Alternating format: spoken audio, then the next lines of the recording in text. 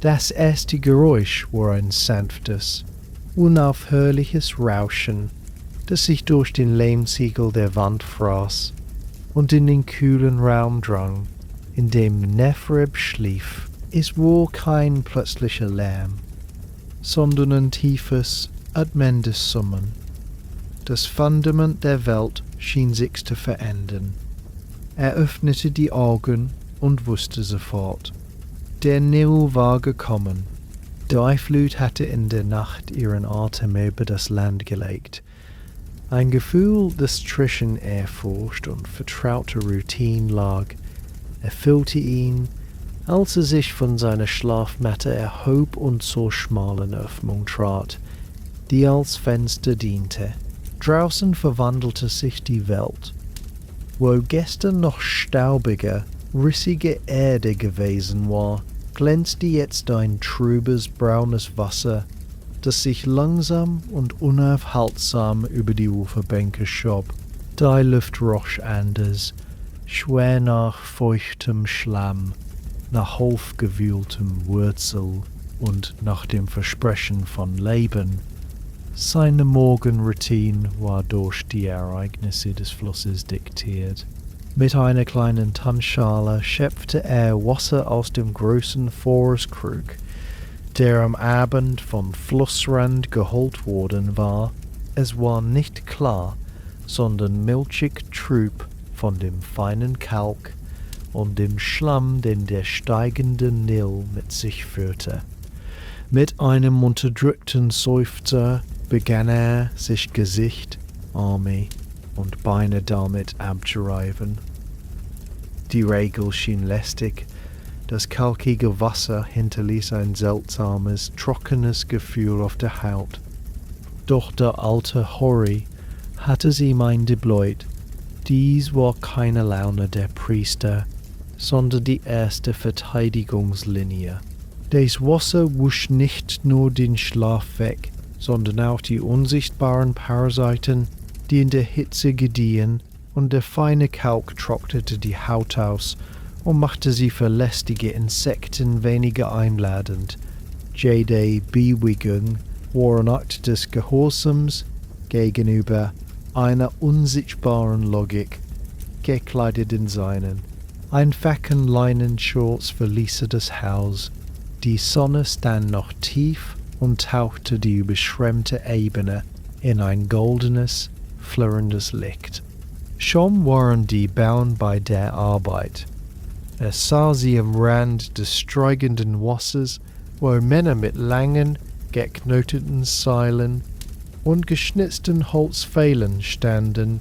Sie riefen sich Zahlen zu, die von einem Jungen notiert wurden, der auf den Schultern eines anderen saß. Sie markierten die Höhe der Flut mit erstaunlicher Präzision, und mit jedem Pfahl, der in den weichen Grund getrieben wurde, entwarf eine unsichtbare Karte die Zukunft. Diese Markierungen würden später die neuen Kanäle bestimmen, die Grenzen der Felder festlegen, die Ente vorhersagen. Nephrib spürte einen Anflug von Stolz. Die Aufzeichnungen, die er und Hori führen würden, waren der erste Pinselstrich. Auf dieser Karte, auf dem Weg zum Tempelbezirk, traf er auf Hori. Der alte Schreiber lehnte an einer Palme, sein runzliges Gesicht der aufgehenden Sonne zugewandt. »Siehst du sie?« murmelte Hori, ohne sich umzudrehen. Sein Hand deutete auf einen schmalen, bereits überfluteten Seitenkanal, in dessen trübe Strömung Blasen aufstiegen. »Ein guter Platz für Fischer, denkst du nicht?« Nephrib nickte zustimmend. »Aber du wirst dort heute keinen Fischer sehen«, fuhr der Alte fort, und ein wissendes Lächeln spielte um seine Lippen. »Es gibt eine Regel junger Falke, eine seltsame, wie die Bauern sagen. Während der Flut bleibt der Haken aus diesen Kanälen.« Nephrib runzelte die Stirn. »Aber glaube, dachte er, ein Opfer für den Flussgott. Doch Horry schüttelte den Kopf. Als habe den unausgesprochenen Gedanken gehört. Es ist kein Geschenk für Happy. Es ist ein Geschenk für uns, für dich und mich und den kleinen Jungen dort auf den Schultern. Erklärte mit ruhiger, lehrhafter Stimme, dass die Flut die jungen Fischer aus ihren Laichgründen in die überschwemmten Felder und Kanäle spülte, wo sie Schutz und Nahrung fanden. Jetzt zu fischen bedeutete, die Zukunft aus dem Wasser zu ziehen, die Brut zu vernichten, die in ein paar Monaten, wenn das Wasser zurückging, die hungrigen Menschen ernähren sollte. Die Regel war ein stiller Pakt mit der Zeit, eine Geldübung, die den Wohlstand des nächsten Winters sicherte.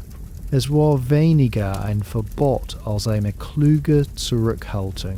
Der Rest des Tages Virgin mit den Vorbereitungen für die genaue Aufzeichnung der Flutpegel.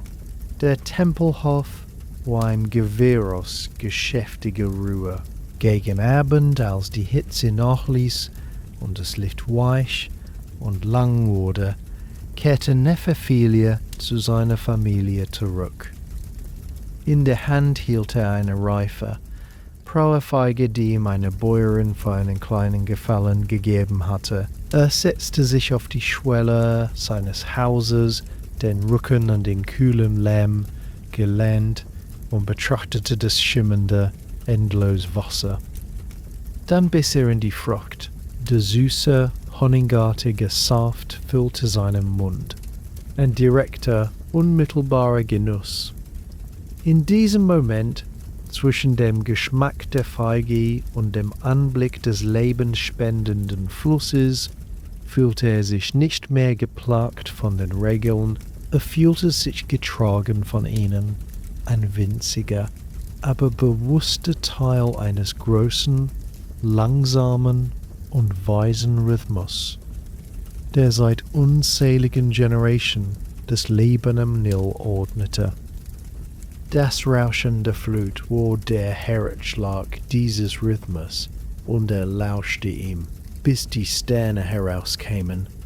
Der Morgen nach der Ankunft der Flut forderte eine andere Art von Disziplin. Neferib wurde nicht vom Rauschen des Wassers geweckt, sondern von der scharfen Stimme des Tempelverwalters, der unerwartet in der Schreibstube erschien. Eine wichtige Aufzeichnungssitzung über die Tempelverräter stand an, eine Bestandsaufnahme, die dem Hohepriester selbst vorgelegt werden sollte. Neferib eilte herbei, sein Herz pochte vor ehrgeiziger Aufregung, doch sein Eifer wurde jäh gebremst. Der verwaltende Schreiber, ein Mann mit streng gescheiteltem Haar und einer Nase, wie ein Geißschnabel, musterte ihn von Kopf bis Fuß und blieb mit einem erstarrten Ausdruck an seinem Kopf hängen. Was ist das? Tischde umdeutete mit einem knöcherigen Finger auf Neferibs ungebändigte Locken. Willst du vor den Aufsehern der Kornspeicher wie ein Schilfschneider aus den Sümpfen erscheinen? Dein Haar ist eine Schande. Es ist weder geflochten noch gesaugt. Du betrittst den Archiv nicht in diesem Zustand. Scham und Verwirrung überfluteten Neferib. Er hatte in der Eile des Morgens nur daran gedacht, seine Schreibröhre und sein Ostraker zu schnappen. Sein Haar, dunkel und lockig, war einfach mit einem einfachen Lederband aus der Stirn gebunden. Die Idee, es für eine Inventor kunstvoll zu flechten und mit duftendem Fett zu salben, erschien ihm wie überflüssige Prunksucht, eine Sache für Festtage, nicht für staubige Lagerlisten. Beschämt senkte er den Blick. während der Verwalter mit einem verrecklichen Schnauben abdrehte. Aus der Stille hinter ihm trat dann Hori. Die Augen des alten Schreibers blinzelten nicht vorwurfsvoll, sondern mit geduldiger Amüsiertheit. »Komm, junge Falke«, sagte er leise und legte eine Hand auf Nefribs Schulter. »Deine Federn sind noch nicht ganz in Ordnung. Das lässt sich beheben, folg mir.« Statt Sumaka führte Hori ihn aus dem Tempelbezirk hinaus in ein schattiges Gässchen, wo sich unter einem ausladenden Sykamorenbaum eine bescheidene Werkstatt befand. Der Geruch von duftenden Ölen und verbranntem Bienenwachs hing in der Luft. Hier praktizierte User, der Friseur, sein Handwerk. User war ein schmaler Mann mit unglaublich geschickten Händen, die selbst im Ruhezustand eine Art tänzerische Bereitschaft ausstrahlten. Sein eigenes Haar waren Meisterwerkringe, komplexe Zöpfe, die mit dünnen, farbigen Fäden durchwirkt und mit einem glänzenden, durchsichtigen Fett überzogen waren, das nach Meere und Zypresse duftete. Ohne ihn Wort zu fragen, ließ er Nefrib auf einen niedrigen Hocker vor ihm Platz nehmen und begann mit sanften, bestimmten Fingern das Lederband zu lösen und die Locken zu ordnen. »Du denkst, da es sei nur Putz, nicht wahr?« begann Hori, während er sich auf einen anderen Hocker setzte und User zusah. Seine Stimme war ruhig und lehrhaft wie am Vortag am Flussufer. Ein Trick der Reichen, um sich von den Bauern abzuheben. Aber schau dich um. Er deutete auf den offenen, sonnengefluteten Hof des Tempels, der hinter der Mauer sichtbar war. Die Aufzeichnungssitzung findet dort draußen statt, im Licht des Riva von Sonnenaufgang bis zum Mittag. Ein kahler Kopf breit wie ein Topf in der Sonne und ein schweißnasses, ungepflegtes Haar lockt Jede Laus aus einem Umkreis von 10 Stadien an. User nickte wissend, während seine Finger bereits begannen, eine erste feste Strähne von Nefribs Schläfe zu trennen. »Das Fett, junger Meister«, sagte der Friseur mit einer melodischen Stimme, hält die Strähnen zusammen und schützt die Kopfhaut vor der gleißenden Hitze. Es ist wie ein Helm aus Duft. Andeiflektung, er fügte eine zweite Strähne hinzu und begann sie mit präzisen Bewegungen zu verweben, hält alles eng und ordentlich. Kein wildes Durcheinander, das den Schweiß einfängt und den Staub festhält. Eine praktische Angelegenheit für einen Mann, der denken muss, während die Sonne auf ihn herabschaut. Während User arbeitete, erzählte er Geschichten. Er sprach vom Hof des Pfarrers in Theben, wo er in seiner Jugend gearbeitet hatte. »Dort«, sagte er, und seine Augen glänzten bei der Erinnerung. »Da ist das Haar erst der Anfang. Die Großen tragen Perücken, so kunstvoll wie Gärten aus schwarzem Schilf, aber auch diese sind voller Weisheit.« Er erklärte, wie die feinen Menschenhaare oder pflanzlichen Fasern der Perücken vor dem Tragen in einer Mischung aus duftendem Wachs und kühlenden Aloe-Essenzen getaut wurden. Das Wachs hält die Form, ja, aber es wirkt auch wie ein kühlender Fluss auf der Kopfhaut unter der schweren Last. Es ist kein Zufall, dass der Wesir seine längsten Audienzen in der heißen Jahreszeit mit einer frisch gewachsenen Perücke bestreitet. Es hält seinen Geist klar, wenn andere schmelzen würden. Nefrib lauschte, fasziniert. Was für eine Decoration hielt, entpuppte sich als ausgeklügelte Technologie des Überlebens und der Effizienz. Jede Soff, jede Salbung hatte einen Zweck, der über die Ästhetik hinausging. Die Prozedur dauerte länger, als Neferib erwartet hatte. User war ein Perfektionist. Jede Zopf wurde gleichmäßig und fest geflochten, am Nackten zu einem ordentlichen Bündel zusammengeführt und dann mit einem duftenden Salbö aus feinstem Rinderfett und kostbaren Harzen behandelt. Das Öl fühlte sich zunächst schwer und fremd an, aber als User es mit den Handflächen erwärmte und gleichmäßig verteilte, verwandelte sich das Gefühl, es war nicht klebrig, sondern hinterließ einen glatten, schützenden Film.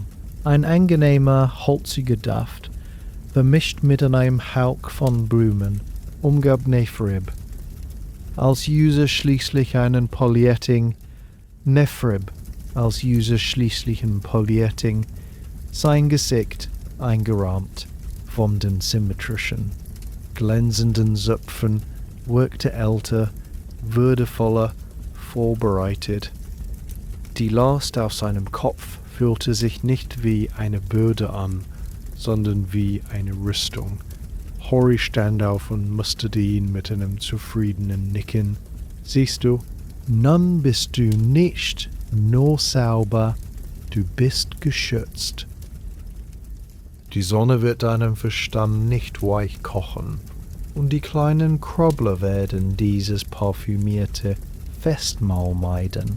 Es ist eine Regel, junge Volke, wie das Wasser am Morgen. Sie bewahrt dich, damit du deine Aufgabe ohne Ablenkung erfüllen kannst. Neferib berührte vorsichtig eine der glatten Zöpfe. Die Irritation war einer neuen, tiefen Einsicht gewichen. Jede Vorschrift in diesem Tempel, in dieser Stadt, schien eine zweite, unsichtbare Schicht zu besitzen. Sie war nicht dazu da, zu unterdrücken, sondern zu ermöglichen.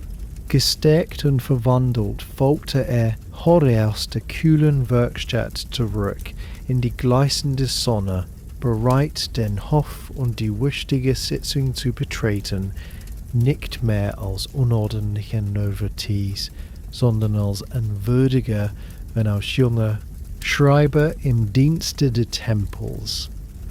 Mit dem neuen Gewicht der geflochtenen und gesalbten Zöpfe auf seinem Kopf betrat Neferib das Archiel. Der Übergang von der gleißenden Mittagssonne des Hofes in das Innere des Gebäudes war wie ein Eintauchen in einen anderen Ozean. Hier herrschte nicht das Wasser, sondern die Stille. Eine trockene, staubige, ehrfürchtige Stille, die nur vom leisen, rhythmischen Kratzen unzähliger Schreibbrüche auf Tonschippen durchbrochen wurde. Die Luft war kühl und roch nach altem Papyrus, nach trockenem Lehm und nach der schwachen, säuerlichen Note der Tinte. Lang, schmale Schlitz nahe der Decke ließen Bänder aus Sonnenlicht herein, in denen tanzende Staubkörnchen wie winzige Goldstücke wirbelten, über die gebeugten Rücken des Schreiber an ihren niedrigen Tischen beleuchteten. Hori führte ihn mit einer knappen Geste durch die Reihen. Neferibs Sandalen niederschichten. Leise auf dem gestempften Lehmboden ein Geräusch, das ihm in der Stille ungeheuer laut erschien. Die anderen Männer, allesamt mit makellos geflochtenem und gesalbtem Haar, hoben kaum die Köpfe. Ihre Konzentration lag ganz auf den Ostraker vor ihnen, den gebrochenen Scherben von Tongefäßen, die als billiges und langlebiges Schreibmaterial dienten. Ihre Hände bewegten sich mit einer tranceähnlichen Ruhe. Das Eintauchen des gespitzten Schilfrohrs in die kleine Tonschale mit schwarzer Tinte das präzise Aufsetzen, das kontrollierte Ziehen der Linien, die Hieroglyphen und Zahlen formten, ist wohl ein Ballett der Genauigkeit. Sie erreichten einen abgetrennten Bereich, wo die Wände mit hölzernen Regalen vollgestopft waren. In diesen Regalen lagen nicht Lösscherben, sondern gebündelte Ostraka, sauber mit Schnüren aus Bast zusammengebunden und mit kleinen beschrifteten Tonschildern versehen. Hier roch es noch intensiver nach Erde und Zeit. Harry griff nach einem solchen Bündel und löste vorsichtig die Schnur. Er breitete mehrere Scherben auf dem leeren Tisch vor ihnen aus. Das, sagte er mit gedämpfter, aber klarer Stimme, ist die Zunge des Tempels, das Gedächtnis des Korns. Nefre beugte sich vor. Die Aufzeichnungen waren von einer verwirrenden Komplexität. Da waren Spalten für das eingebrachte Getreide, gemessen in Hektat, unterteilt nach Feldern, die den verschiedenen Gottheiten gewidmet waren. Deneben Listen für die Ausgaben, Saatgut für die nächste Aussaat, Entlohnung für die Arbeiter, in Form von Brot und Bier, Opfergaben für die täglichen Rituale. Jede Transaktion war datiert mit dem Namen des verantwortlichen Aufsehers. Besehungen mit dem Siegel des Kornspeicherverwalters bestätigt. Harry zeigte mit einem knorrigen Finger auf winzige, wiederkehrende Symbole am Rand einiger Einträge. Das bedeutet geprüft auf Käferbefall. Und dieses hier, der kleine Strich mit dem Kreis, bedeutet, dass das Korn an einem besonders trockenen Tag eingelagert wurde. Jeder Strich, jedes Zeichen hat gewirkt. Ein Fehler hier kann bedeuten, dass im nächsten Frühling 100 Mägen leer bleiben. Während Nefrib versuchte, dieses Labyrinth aus Zahlen und Zeichen zu erfassen, beobachtete er Harry aus dem Augenwinkel. Wie der Alte die empfindlichen Ostraka berührte, ging er zu einer steinernen Schale am Eingang des Archivrahmens, die mit klarem Wasser aus einem kleinen Zulauf gefüllt war. Harry tauschte seine Hände sorgfältig ein, rieb Handflecke an Handflecke, säuberte den Fingernägel und trocknete sie dann gründlich an einem sauberen Leinenlappen ab. Erst dann kehrte er zum Tisch zurück, und als er eine Weile gearbeitet und Merken Serve Seite gelegt hatte, wiederholte er die Prozedur. Es war kein hastiges Abspülen, sondern eine rituell anmutende, bedächtige Reinigung. Nefrib erinnerte sich an die kalkige Waschung am Morgen. Dies hier schien eine weitere spezialisierte, versierte. Die Hände junger Volk, sagte Harry, als er seinen fragenden Blick bemerkte, ohne aufzusehen. Sie sind das Werkzeug des Schreibers noch vor dem Rohr. Berühre niemals ein Ostraka oder, noch schlimmer, ein Papyrus mit schmutzigen Händen. Er deutete auf den feinen, blassgrauen Staub, der auf allen Oberflächen im Raum lag. Das ist der Atem der Tontafilm und der alten Rollen. Er ist trocken und gierig. Auf schmutziger oder schweißnasser Haut bildete einen widerlichen Schlamm, der die Poren verstopft und die Haut aufreißen lässt.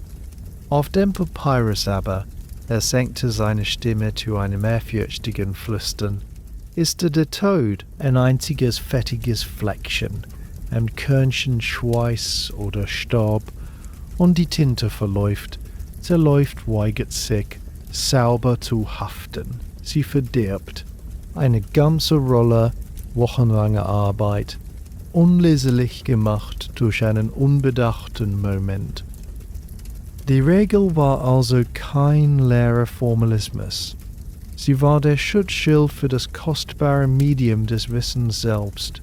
Später zeigte Horry ihm auch die Reinigung der Schreibgeräte. Die kleinen Tonschalen für die Tinte wurden jeden Abend mit Wasser ausgespült und in der Sonne getrocknet. Die Schilfrohr wurden mit einem feinen Sand gereinigt, um eingetrocknete Tintenreste zu entfernen, und ihre Spitzen mit einem scharfen Krümmmesser immer wieder nachgeschnitten, um die perfekte Spitze für die klaren Striche zu gewährleisten. Nephrib setzte sich schließlich an einen eigenen, kleinen Tisch.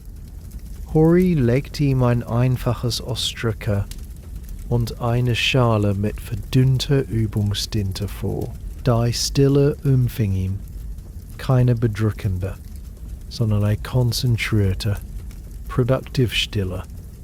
Das Kratzen seines eigenen Rohrs auf dem Ton mischte sich in den Chor der anderen. Jeder Strich erforderte Aufmerksamkeit. Druck und Winkel mussten stimmen, sonst spritzte die Tinte oder das Rohr kratzte unschön. Er spürte die trockene Kühle des Archives auf seiner Haut, den angenehmen, schweren Duft des Salböls in seinem Haar, das ihn vor der Kühle ebenso schützte wie zuvor vor der Hitze. Vor jedem neuen Ansatz tauchte er seine Fingerspitzen in eine bereitstehende Wasserschale und trocknete sie ab. Die Handlung wurde zur zweiten Natur, ein notwendiger Teil des Schreibaktes selbst. Die Zeit verlor sich im rhythmischen Ritus der Aufzeichnung. Als Horry schließlich ein leises Zeichen zum Ende der Sitzung gab, war Nephribs Nacken steif. Aber sein Geist war klar und erfüllt von einer seltsamen Zufriedenheit. Er reinigte sein Rohr, spülte die Tintenschale aus und wusch seine Hände ein letztes Mal. Das Wasser in der Schale war nun trübe, von Tonstaub und schwärzlichen Tintenresten. Er ließ es abfließen und betrachtete seine sauberen Handflächen. Sie waren die Werkzeuge eines Hüters. Das beruhigende, rhythmische Kratzen der Schreiber um ihn herum verebbte langsam, als die anderen Schreiber ihre Plätze verließen. Es war das Geräusch der Ordnung, des Festhaltens, der Weitergabe. In dieser staubigen Stille zwischen den Regalen voller gebundener Erinnerungen begriff Nephrib, dass jede Regel hier, das geflochtene Haar, die gewaschenen Hände, die gepflegten Geräte, ein einziger, zusammenhängender Kreis war. Sie alle dienten einem Zweck, die flüchtige Gegenwart in dauerhafte lesbare Wahrheit zu verwandeln und so die Zivilisation gegen das Vergessen und das Chaos abzustützen. Der Weg nach Hause führte Nephrib. An diesem Abend durch das Bäckerviertel, ein Labyrinth aus engen Gassen, wo der Geruch von gärendem Teig und verbranntem Dattelkernholz die Luft in eine warme, essbare Decke hüllte. Die Hitze des Tages mit einer erträglichen Wärme, die aus den offenen Werkstattfronten strömte, hinter denen die Backöfen wie glühende Unterschlupfe von Riesen leuchteten. Doch was ihn sofort verstörte, war die Stille. Es war nicht die friedvolle Konzentration des Archivs, sondern eine fast gespenstische Abwesenheit von menschlichem Lärm. Kein lautes Rufen, kein fröhliches Geplauder, nicht einmal das übliche Falschen um Preise. Das einzige Geräusch war ein tiefes, rhythmisches Stampfen, ein dumpfes Puff, Puff, Puff, das aus jeder zweiten Tür sie kommen schien, begleitet vom leisen Kanistern lodernder Flammen und dem gelegentlichen Schaben eines Brotschiebers auf Stein. Nefre blieb stehen und lauschte. Die Arbeiter bewegten sich wie Schatten vor den Feuern, ihre Gesichter von Schweiß und Mehlstaub gezeichnet. Sie warfen Teigkugel von Hand zu Hand, klatschten sie zu Fladen, schoben sie mit langen Holzschaufeln in die glühenden Höhlen der Öfen. Ihre Lippen bewegten sich nicht. Ein gelegentlicher Wink, ein kurzes Nicken, das war die gesamte Kommunikation. Es war, als ob der Akt des Backens eine heilige, wortlose Zeremonie wäre. Seine Neugier, nun durch die Erfahrungen des Tages geschärft, überwog die Müdigkeit. Trat in eine der offenen Stätten heran, wo ein älterer Bäcker mit einem Gesicht wie gegerbtes Leder gerade eine Ladung goldbrauner Fladenbrote aus dem Ofen zog. Sie dufteten überwältigend nach geröstetem Getreide und Wärme. Nefreb hob eine kleine Bronzemünze hoch.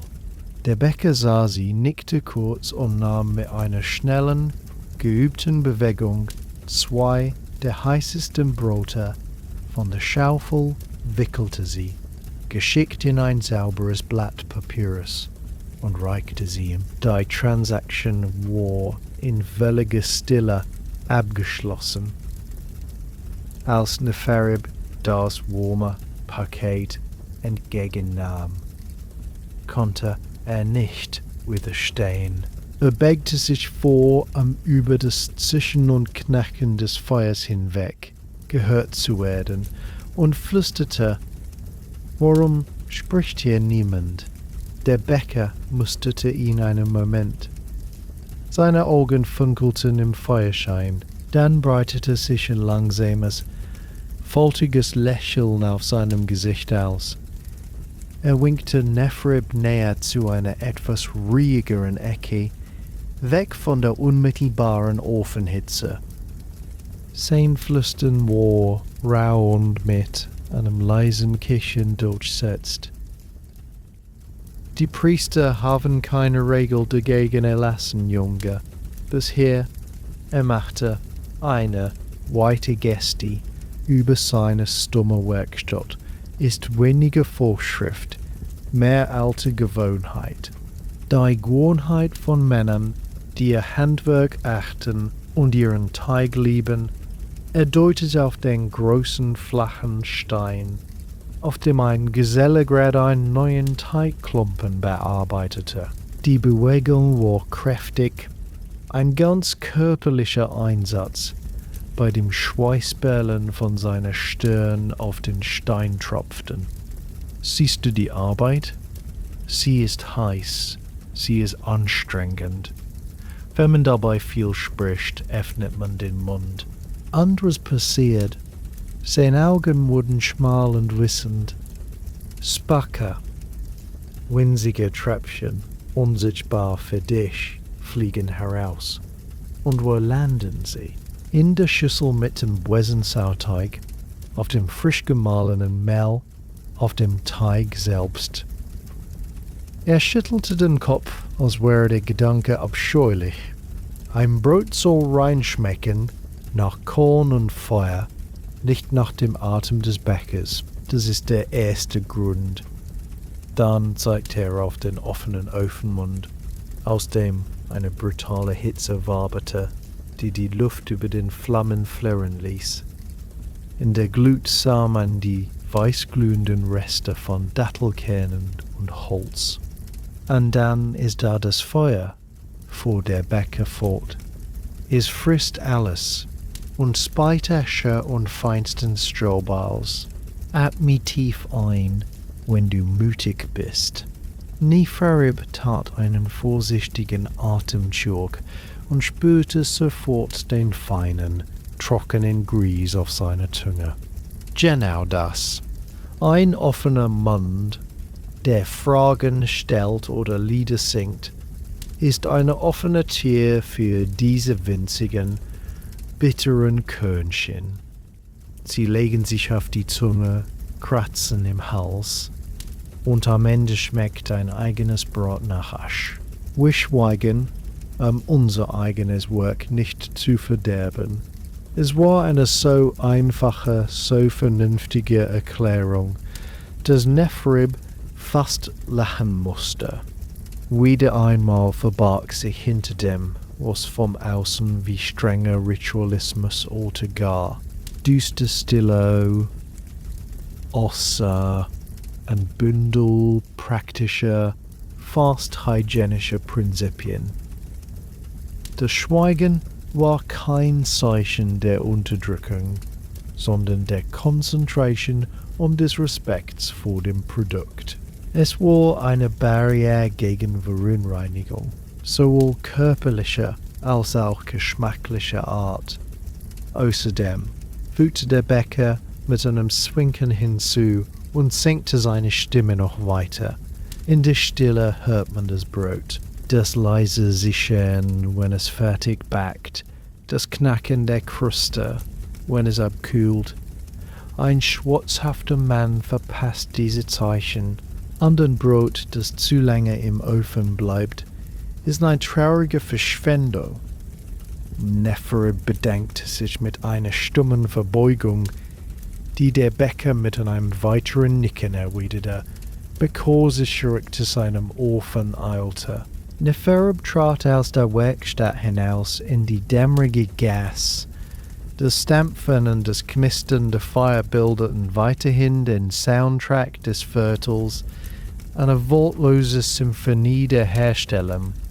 Er brach ein Stück von einem der noch warmen Fladenbrote ab. Die Kruste gab unter seinen Fingern mit einem perfekten, leisen Knacken. Er führte es zum Mundenbiss hinein. Der Geschmack war von einer atemberaubenden Reinheit. Es war das Wesen des Wesens, durch Fermentation gelockert und durch Feuer in eine nussige, herzhafte Süße verwandelt. Keine fremden Noten, kein Beigeschmack, nur die unverfälschte Essenz des Korns. Jede Bissen schien die Erklärung des Bäckers zu bestätigen. Dieses Brot war in respektvoller Stille geboren, behütet vor dem menschlichen Speichel und dem Staub des Feuers. Er aß langsam, während er durch die schweigenden Gassen wanderte, und schätzte jede Krume. Die Stille um ihn herum fühlte sich nun nicht mehr unheimlich an, sondern voller Absicht. Sie war der Nährboden für diese perfekte Einfachheit, wie das Kalkige. Wasser das, geflochtene Haar und die gewaschenen Hände, war auch dieses Schweigen ein Beschützer, ein stiller Wächter der Reinheit in einer Welt voller Staub und Hitze. Das Brot in seiner Hand war nicht nur Nahrung, es war das stumme, schmackhafte Ergebnis einer würdigen, guten Regel. Die Hitze des Tages lag noch wie eine schwere Decke über dem Hof, als Nefribs Mutter ihn mit einer dringenden Bitte rief. Die letzte Ernte der frühen Dattel und die robusten Knollen des Schakaliuswurzeln waren getrocknet und mussten nun für die langen Monate eingelagert werden, die zwischen dieser Flut und der nächsten lagen. Deine Hände werden gebraucht, Sohn, sagte sie, während sie einen geflochtenen Korb mit prallen, runzligen Datteln auf ihre Hüfte stemmte. Ihre Stimme hatte jenen praktischen Ton, der keine Widerrede duldete. Nefrib folgte ihr durch den schmalen, von einer hohen Mauer geschützten Innenhof ihres Hauses zu einer unauffälligen Stelle nahe der Küche, wo ein kreisrunder, mit einem flachen Stein abgedeckter Durchbruch im gestampften Lehmboden zu sehen war. Sie stellte den Korb ab und wuchtete mit Nefribs Hilfe den schweren Deckstein beiseite. Darunter gähnte eine sorgfältig ausgehobene Grube, tiefer als Nephrib groß war. Die Luft, die daraus aufstieg, war nicht modrig, sondern kühl und trocken und trug den sauberen, erdigen Geruch von Flusssand und frischem Stroh. Sein Mutter kletterte mit der Gelassenheit, langjährige Erfahrung, eine grob in die Wand gehauene Leiter hinab. Nephrib folgte ihr, und seine Füße versanken in einer weichen Schicht aus feinem, gewaschenem Sand, der bis zu seinen Knöcheln reichte. Die Wände der Grube waren mit sorgfältig verflochtenen Matten aus Binsen ausgekleidet, hinter denen weitere Lagen Stroh und Sand als Isolierung dienten. Es war eine eigene, stille Welt dort unten, abgeschirmt von der Hitze und dem Licht. Nicht einfach hineinwerfen, wie sie ihn an, als den Korb mit Datteln nehmen wollte. Jede Schicht hat ihren Platz und ihren Grund. Sie begann, die getrockneten Früchte nicht einfach zu schütten, sondern sie in einer einzigen lockeren Lage auf dem Sandboden auszubreiten, so dass jede Dattel ihre Nachbarin kaum berührte. Dann holte sie aus einem Leinensäckchen eine Handvoll getrockneter, graugrüner Blätter und streute sie mit einer gleichmäßigen, fast zeremoniellen Geste über die Früchte. Wermut, sagte sie, während sie arbeitete. Die Motten mögen seinen Atem nicht, was für Nephribs zunächst wie ein abergläubisches Ritual aussah. Das Belegen mit bestimmten Kräutern bekam mit ihrer Erklärung sofort einen praktischen Sinn. Es war eine Barriere, eine unsichtbare Mauer aus Geruch. Nach der ersten Lage Dattel kam eine dünne Schicht sauberen, trockenen Strohs. Darauf folgten dann die harten, dunklen Knollen der Schakeliuswurzel. Auch hier ging sie methodisch vor, legte sie mit Abstand zueinander und streute zwischen die Schichten nicht nur Wermut, sondern auch zerkrümelte Blätter des Neembaums. Gegen den Schimmel, murmelte sie, mehr zu sich selbst als zu ihm. Ihre Bewegungen waren präzise und geübt, ein Tanz des Lagens, bei dem jede Geste einem ungeschriebenen, aber essentiellen Regelwerk folgte. Sie erklärte die komplizierten Prinzipien der Schichtung und Belüftung. Schwer, feuchtigkeitsarm dattelt, Antennen, feuchtigkeitsempfindliche Wurzel in der Mitte. Alles durchdrungen von Stroh, das überschüssige Feuchtigkeit aufsaugen und für Luftzirkulation sorgen sollte. Die Grube war kein statisches Grab für Nahrung, sondern ein atmendes System. Dann begann sie, während sie arbeitete, leise vor sich hin zu murmeln. Es klang wie ein Gebet, eine monotone Abfolge von Silben, die an die rhythmischen Beschwörungen der Tempelpriester erinnerte. Nephrib, der nun misstrauisch gegenüber allem geworden war, was nach bleibendem brauchtem Klang lauschte schärfer. Sand, trocken, Stroh, locker, Wermut zwischen die erste und die zweite Schicht. Nie zum Kern, es war kein Gebet. Es war eine Checkliste, eine mentale Wiederholung aller Schritte, um sicherzustellen, dass kein Detail vergessen wurde. Die Gebete seiner Mutter waren das operative Gedächtnis einer ganzen Zivilisation, in eine eingängige mündliche Formel gepackt, die von Mutter zu Tochter, von Vater zu Sohn weitergegeben wurde. Jed Gemerelta, Silby Stand, für eine praktische Maßnahme, Feuchtigkeitskontrolle, Insektenabwehr, Vermeidung von Fäulnis durch Trennung. Sie arbeiteten schweigend weiter, bis die Grube bis zu einem Handbreit unter dem Rand gefüllt war. Die kühle, trockene Luft in der Tiefe wurde unerfüllt vom süßen, konzentrierten Duft der Dattel und dem scharfen, krautigen Aroma der Schutzpflanzen. Zum Abschluss breitete seine Mutter eine dicke, letzte Lager Stroh über das gesamte Lager, dann eine Schicht groben Sands. Und schließlich deckten sie die Grube wieder mit dem schweren Stein ab, den sie entlang des Randes noch mit nassem Lehm luftdicht versiegelten. Die Arbeit war getan. Die Ernte des letzten Sommers war nun dem dunklen, kühlen Gedächtnis der Erde anvertraut, beschützt durch Schichtung, Kräuter und die stille Intelligenz der Routine. Oben angekommen, wusch sich seine Mutter die sandigen Hände in einer bereitstehenden Schale. Der Abend senkte sich nun schnell herab, und aus der Küche drang der warme, erdige Gäre von gekochten Linsen, gewürzt mit Kreuzkümmel und Koriander.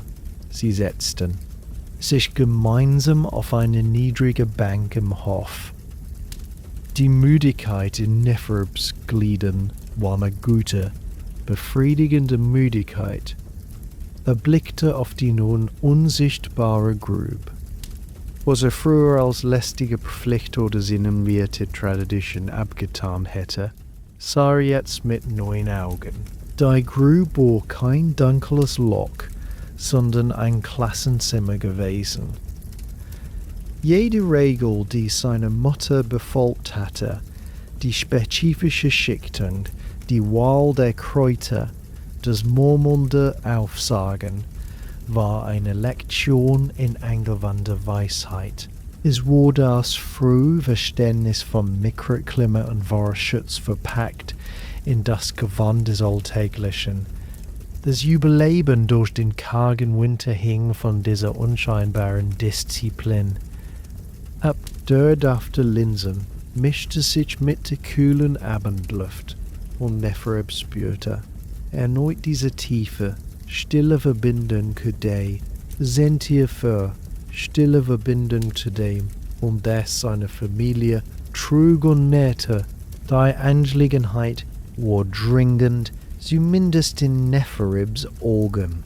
Ein Fehler in den Tempelaufzeichnungen, eine kleine Diskrepanz zwischen den gemeldeten und den tatsächlich eingelagerten Mengen an Leinen erforderte eine offizielle Richtigstellung beim örtlichen Verwalter des Bezirks. Mit einem sorgfältig beschriebenen Ostracar in der Hand und dem Herzschlag eines Mannes, der eine Pflicht zu erledigen wünschte, betrat Nefereb am nächsten Morgen das Verwaltungsgebäude.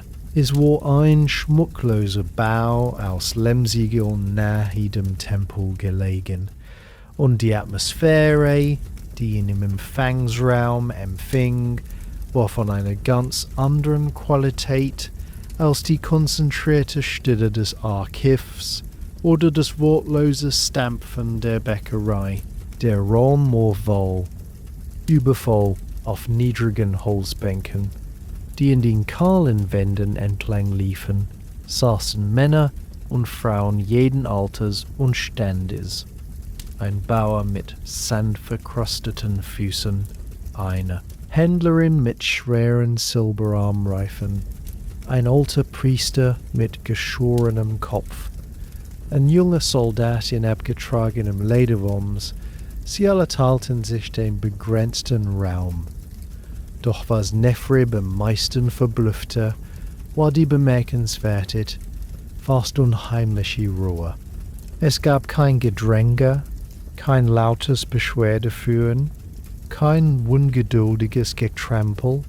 Die Menschen saßen in einer perfekt geordneten Reihe, eine nach dem anderen, Schulter an Schulter, und warteten.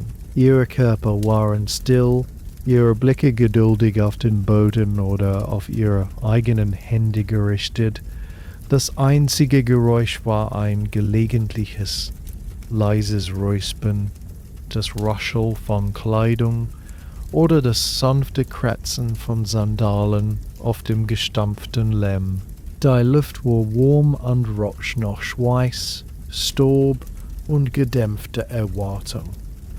Verwirrt suchte Neferibs Blick das Ende der Reihe.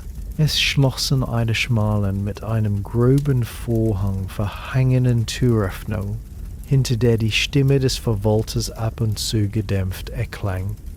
Es gab keinen Aufseher, der die Ordnung aufrechterhielt, keine Wache mit einem Stock. Die Disziplin schien von innen zu kommen, eine selbst auferlegte Regel, die von allen akzeptiert wurde. Unsicher schob sich Neferid vorwärts, bereit, sich irgendwo an seinem Ellbogen ihn aufschrecken ließ. Neben ihm, auf dem letzten freien Stück einer Bank, saß ein sehr alter Mann. Seine Haut war wie pergamentenes Leder über scharfe Knochen gespannt, und seine Augen, milchig vom Katarakten, schienen dennoch alles zu sehen. Mit einer knöchrigen Hand patschte er auf den leeren Platz neben sich. »Setz dich, Junge«, flüsterte der Alte. Seine Stimme war das Rascheln von trockenem Schilf. Die Reihe beginnt hier, und sie endet dort. Er deutete mit seinem Kinn zur Vorhangtür. Neferib Gehorche fühlte, sich aber unbehaglich in der Passivität. »Warum drängt niemand vor?« fragt der Leser. »Warum schreit niemand, dass sein Anliegen wichtiger sei?« Ein trockenes, kicherndes Geräusch entwischt den Lippen des Alten. »Weil wir alle gelernt haben, sagt er. Sieh dich um. Siehst du Tumulte? Siehst du geschlagene Köpfe oder zerrissene Kleider? Nein. Da ist hier, er machte eine schwache Geste, die den ganzen Raum umfasste, ist der soziale Schmiermittel, die streng geregelt der geduldigen, sitzenden Wartezeit. Sie ist nicht in Stein gemeißelt, aber sie ist härter als Granit in den Herzen der Menschen. Er erklärte, dass der Verwalter ein einzelner, überarbeiteter Mann sei, belastet mit Steuerlisten, Streitigkeiten, Anfragen und Berichten an die Hauptstadt. Würden alle gleichzeitig auf ihn einstürmen, breche das System in einem Chaos aus Geschrei und Ungerechtigkeit zusammen.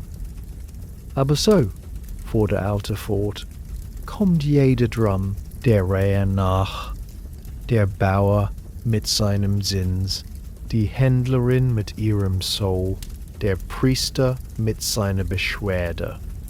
Es mag den ganzen Tag dauern, aber man wird gehört.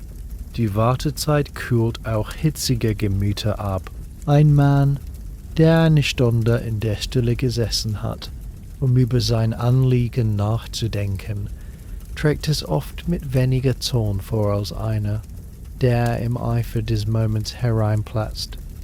Neferib beobachtete das Wartezimmer mit neuen Augen. Die Stille war nicht leer, sondern produktiv.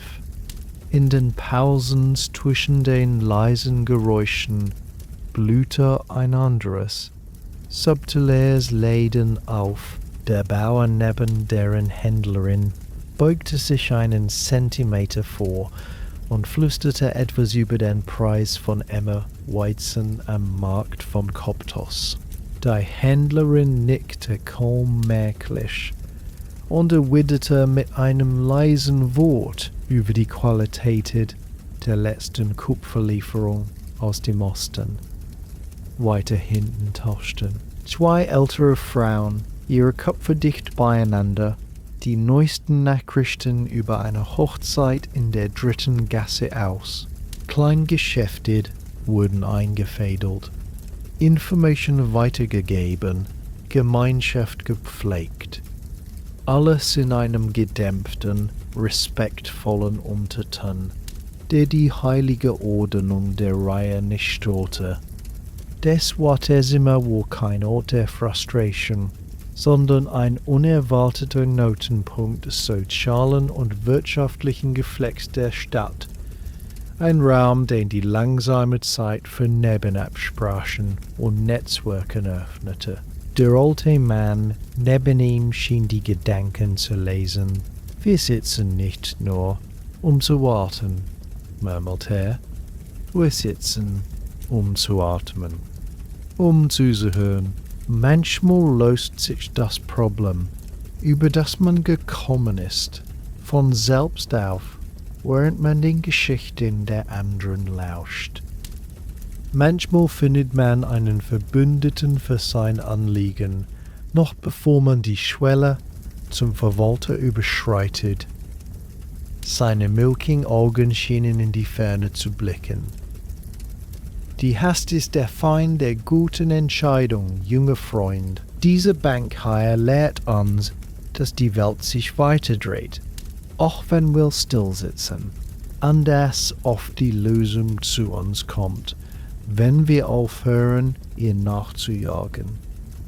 Nefrib lehnte sich gegen die kühle Wand, das Ostrache mit der dringenden Richtigstellung sicher in seinem Schoß. Die anfängliche Ungeduld in ihm begann zu schmelzen, ersetzt durch eine wachsende Faszination für dieses stille Ballett der Geduld. Jede hereinkam, warf einen Blick auf die Reihe, fand das Ende und setzte sich, als würde er ein unsichtbares Gewand der Zurückhaltung anlegen. Es war eine demokratische Regel. Vor dieser Bank waren alle gleich. Alle dem Weg waren alle gleich, alle demselben langsamen, aber gerechten Tempo unterworfen. Der Verwalter hinter dem Vorhang mochte die Autorität verkörpern, aber diese wartende, diese selbstgewählte Disziplin war das eigentliche Fundament, das sein Amt erst möglich machte.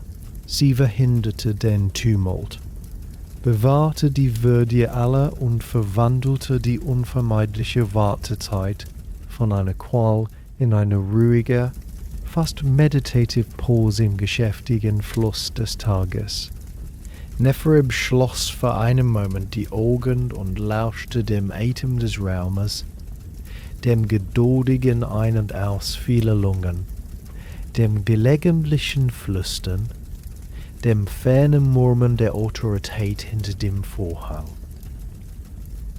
Es war die Musik einer funktionierenden Gesellschaft, komponiert nicht in hastigen Noten, sondern in den langen, tiefen Pausen des Wartens. Die Sonne hatte sich merklich verschoben, das Lichtstreifen, das durch eine hohe Luke in den Raum fiel, war schmaler und intensiver geworden, als die Reihe sich endlich, Zentimeter um Zentimeter, vorwärts geschoben hatte.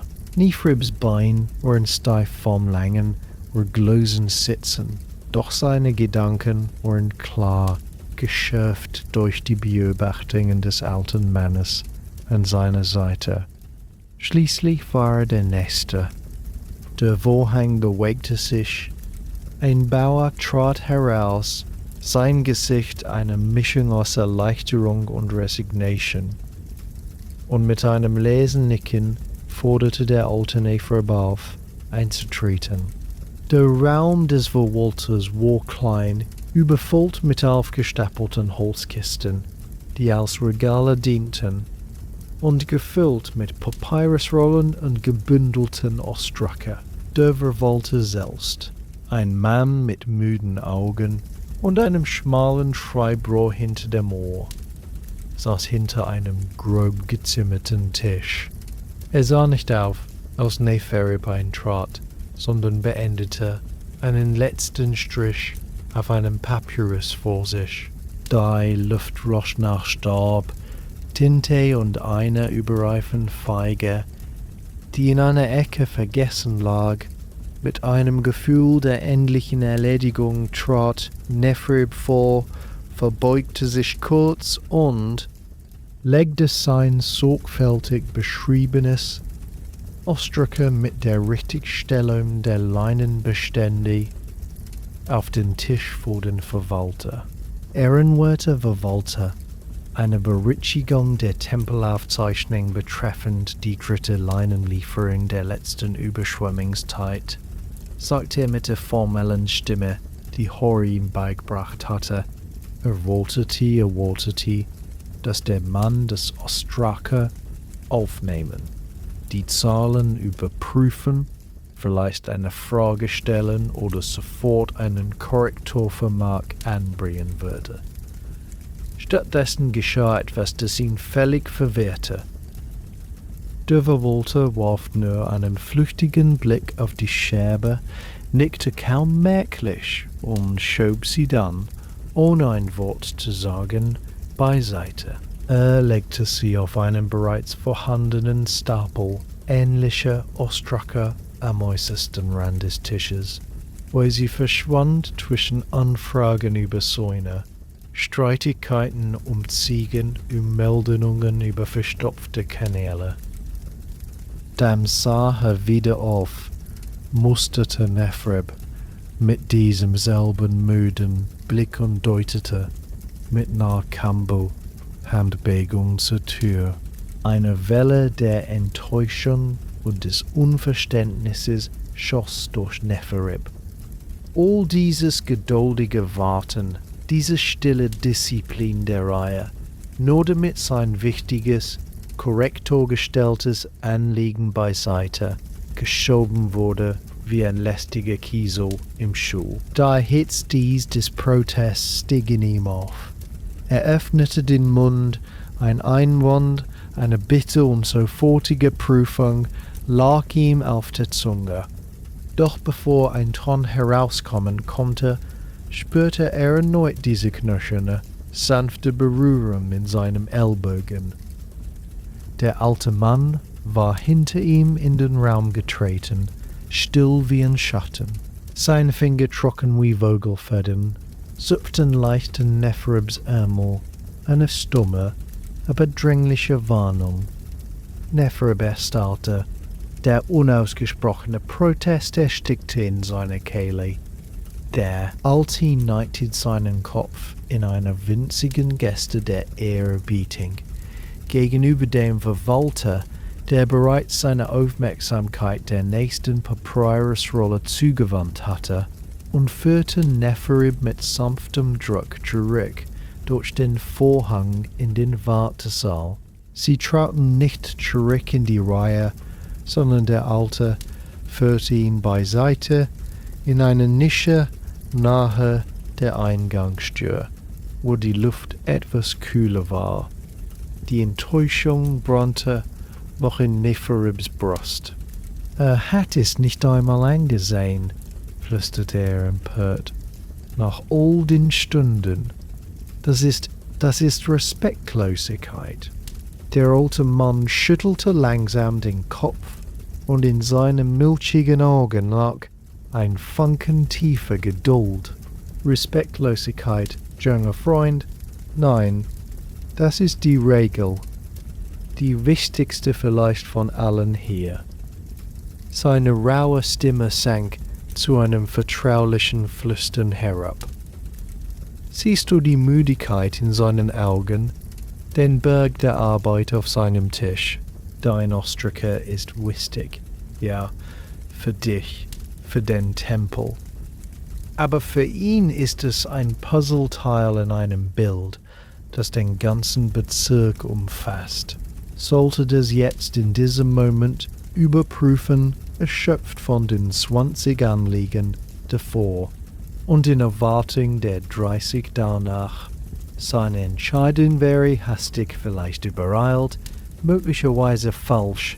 Er legte eine Hand auf Nefribs Arm. Die Regel lautet: Eine Anfrage muss einen Tag ruhen. Sie muss atmen, so wie du auf der Bank geatmet hast. Der Verwolter nimmt sie entgegen, legt sie beiseite. Erst am Abend, wenn das letzte Licht geht und die Ruhe einzieht, wenn die letzte wartende Seele gegangen ist, geht diese Stapel durch. Dann in der Stille mit klarem Kopf liest vor. Vergleicht Zahlen. Denkt über die Zusammenhänge nach. Erinnert sich an ähnliche Fälle. Trifft keine Entscheidung in der Hitze des Augenblicks oder unter dem Druck eines bittenden Blicks.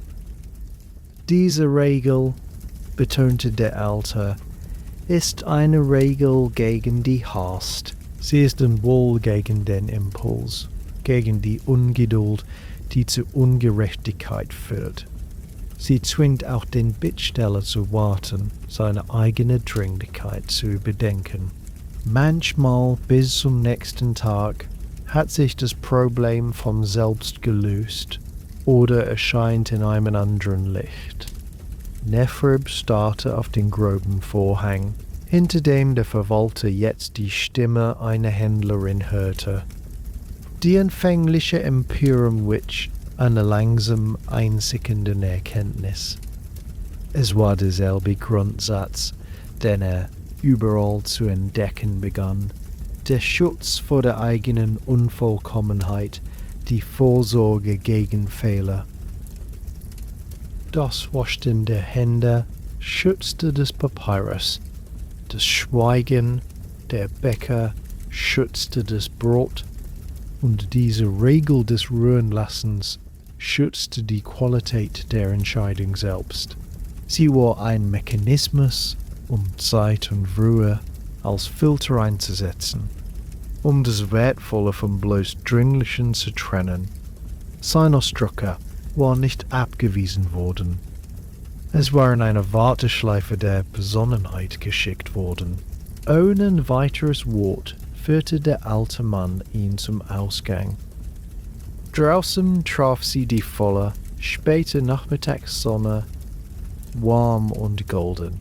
Der Alte nickte ihm einmal mehr zu. Ein Lächeln spielte um seine schmalen Lippen. Dann schlurfte er davon zurück in den Strom des alltäglichen Lebens. Nefrib stand einen Moment still, ließ die Hitze auf seine Schultern sinken. Der Weg nach Hause schien sich verändert zu haben. Jeder Schritt fühlte sich bewusster an, weniger gehetzt. Er beobachtete die Menschen um sich herum. Eine Frau, die langsam Gemüse auf einem Marktstand ordnete.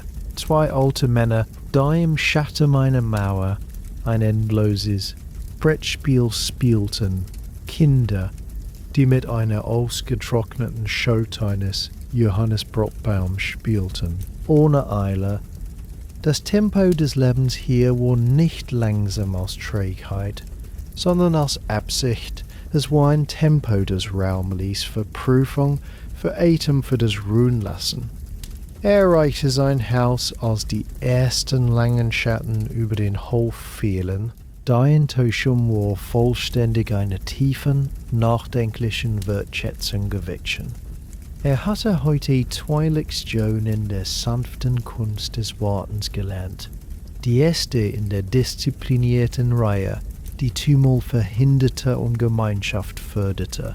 Die zweite, tiefergehende, in der Regel der verzögerten Prüfung, die voreilige Urteile verhinderte und der Besonnenheit Raum gab.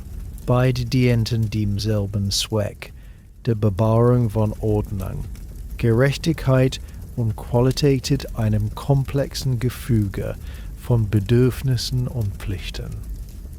Nefrib setzte sich auf die Schwelle, genau wie im Abend der Ankunft der Flut. Der Geruch von gekochten Bohnen und Zwiebeln drang aus der Küche. Er schloss die Augen und lauschte den Geräuschen des abklingenden Tages, dem fernen Blöken einer Ziege, dem Lachen eines Kindes, dem leisen Plätschern des Wassers aus dem Hausbrunnen. Es war das Geräusch eines Lebens, das in einem wohlüberlegten, langsamen Tempo pulsierte, geschützt durch unsichtbare, gute Gründe. Er schätzte diese Langsamkeit nun nicht als Mangel, sondern als weisen Luxus, als den eigentlichen Puls der Zivilisation am Ufer des immer eiligen Flusses. Der Vollmond hing wie eine polierte Silberscheibe über dem schwarzen Samt des Nachthimmels und goss sein kaltes, grelles Licht über das Land. Es war ein Licht, das Schatten scharf wie Messerschnitte zeichnete und die Welt in ein gespenstisches, silbriges Relief tauchte. An diesem Abend herrschte im Haus von Nephribs Familie keine gewöhnliche Abendruhe, sondern eine festliche, erwartungsvolle Unruhe. Seine Mutter packte sauber Landtücher in einen Korb, sein Vater prüfte den Griff einer kleinen Öllampe und seine jüngere Schwester, Taueret, hüpfte ungeduldig von einem Fuß auf dem anderen, ihre Augen weit vor Aufregung. »Samflas«, rief sie, »zum Bad.« Der Ton war nicht der einer strengen religiösen Pflicht, sondern der einer willkommenen Abwechslung eines nächtlichen Ausflugs, den die ganze Familie gemeinsam unternahm. Sie verließen das Haus und schlossen sich einem leisen Strom anderer Familien an, die sich durch die dunklen Gassen in Richtung des Nilufers bewegten. Das Mondlicht war so hell, dass sie kaum die Flamme der Lampe benötigten. Es warf ihre Schatten lang und schwarz vor ihnen her auf den staubigen Weg. In der Luft lag die kühle Feuchtigkeit des nahen Wassers, vermischt mit dem süßen Nachtduft blühender Dornakazien. Das Rauschen des Flusses, ein tiefer, stetiger Bass, wurde lauter, je näher sie kamen. Schließlich erreichten sie eine flache, sandige Bucht, die im Mondlicht weiß schimmerte. Das Wasser hier war ruhig, ein schwarzer Spiegel, der die funkelnde Mondscheibe perfekt einfing und in 1000 silbernen Bruchstücken zittern ließ. Schon waren andere im seichten Wasser, dunkle Silhouetten, die lachend und plätschernd den kühlen Fluss genossen. Tara, nun doch von einer plötzlichen Scheu vor der dunklen, unendlichen Weite des Wassers gepackt, klammerte sich an die Hand ihrer Mutter. »Mutter«, flüsterte sie, während ihr Vater schon voranschritt, »warum baden wir nur bei Vollmond? Bitten wir zum Mondgott? Ist es eine Opfergabe?« Ihre kindliche Stimme klang ehrfürchtig und ein wenig ängstlich vor der vermeintlichen Macht des Himmelskörpers. Die Mutter kniete sich im weichen Sand neben sie, ihr Gesicht im Mondlicht sanft und lächelnd. »Wir beten zu Konsu dem Mond Jah, andenken für sein Licht«, sagte sie leise und strich Tuaret über das Haar. »Aber der wahre Grund, mein Schatz, ist viel einfacher. Schau«, sie deutete auf das Wasser direkt vor ihren Füßen, wo die sanften Wellen des Flusses den Sand umspülten. Im weißen Mondlicht war Jedis Detail erstaunlich klar zu sehen. Die winzigen Furchen im Sand, die ein zurückweichender Käfer gezogen hatte, die glitzernden Spuren von nassem Glimmer, sogar die einzelnen Körnchen, die im trüben Wasser schwammen. Siehst du, wie hell es ist? Benomend, oder wenn nur eine Sichel am Himmel steht, ist diese Bucht pechschwarz.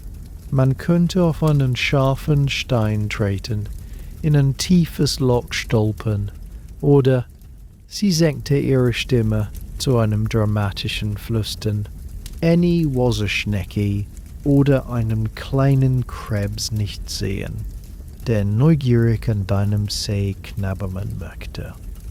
Lottares Augen wurden groß. Sie beugte sich vor und starrt ins Wasser, fasziniert von der erkennbaren Klarheit. Der Mond ist unsere Lampe, fuhr die Mutter erklärend fort. Sein Licht zeigt uns den Weg im Wasser. Es lässt uns Schmutz treibender Äste oder gefährliche Strudel erkennen.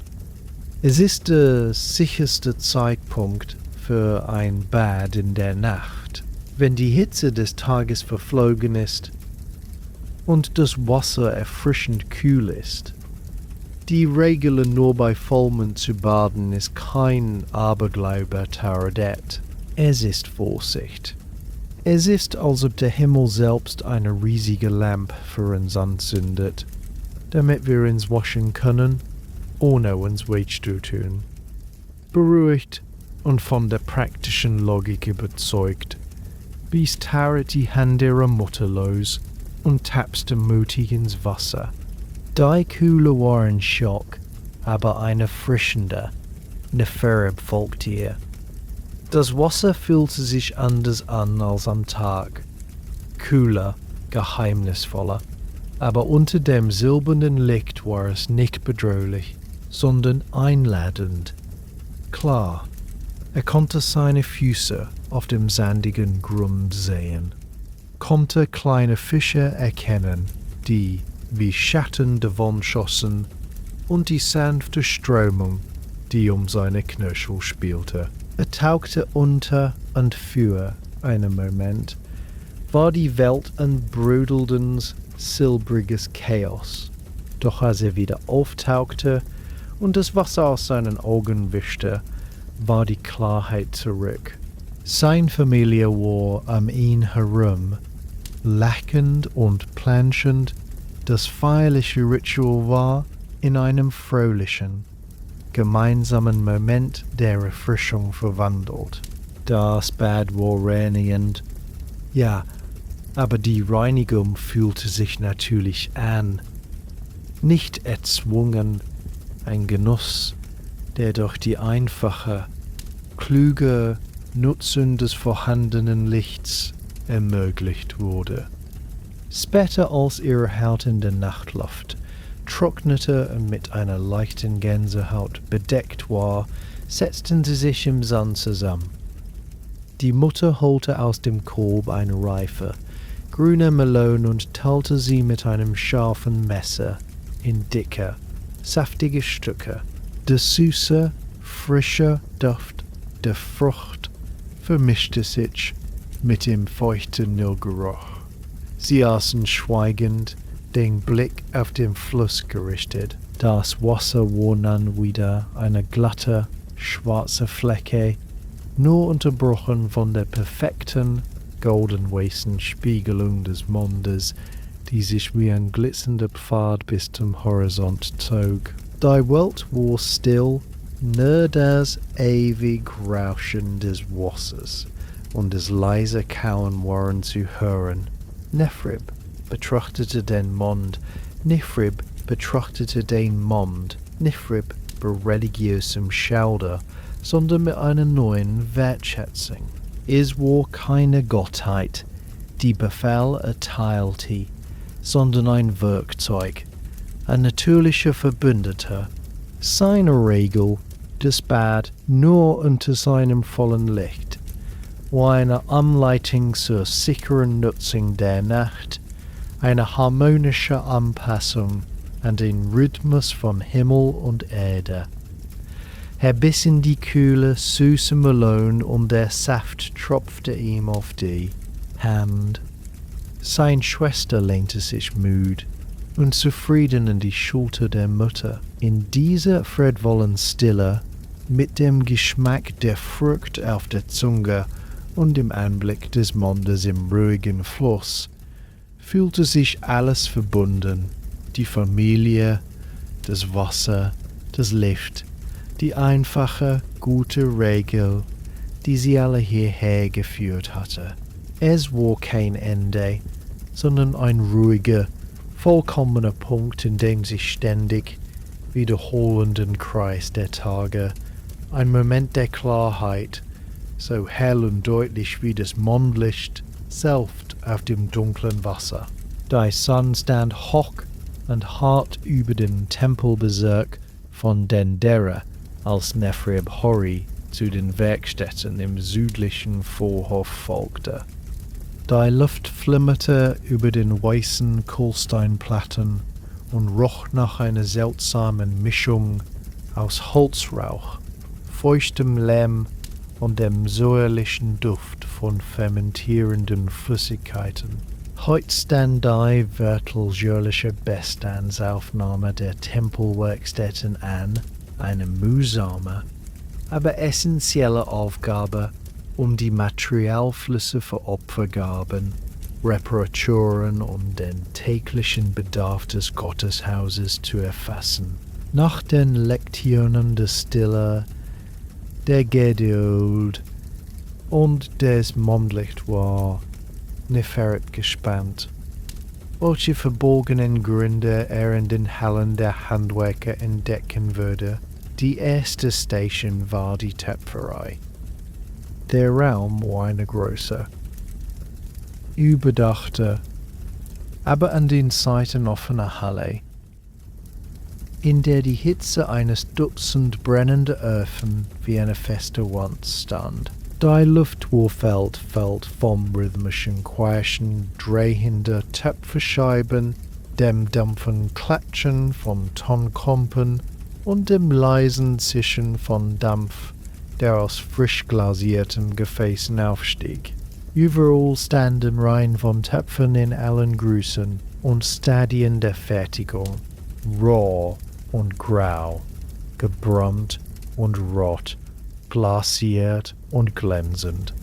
Doch was Neferib sofort auffiel, war die strenge, fast militärische Ordnung. Die fertigen Gefäße waren nicht einfach Gefäße, waren nicht einfach Gruppen aufgereiht, jede Gruppe von identischer Form und Farbe. Hori ging mit seiner unveränderlichen, bedächtigen Ruhe voran und tippte mit seinem Schreibrohr auf die verschiedenen Kategorien. Wusse Krüge? Sagte er und deutete auf eine Reihe schlanker, hochhalsiger Gefäße mit zwei kleinen Henkel und einer glatten, hellbeigen Innenglasur. Getreidetepf, fuhr er fort und zeigte auf bauchige, breitmündige Vorratsbehälter ohne Glasur, deren poröse Wände atmeten. Bierkrug, murmelte war vor einer Gruppe von zylindrischen, stablen Krügen mit einem einzigen großen Henkel und einer dunkelbraunen, harzigen Innenbeschichtung. Und schließlich Ölgefäße.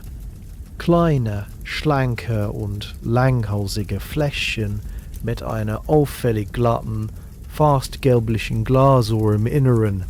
Jede Form schien einem ungeschriebenen, aber unumstößlichen Gesetz zu folgen.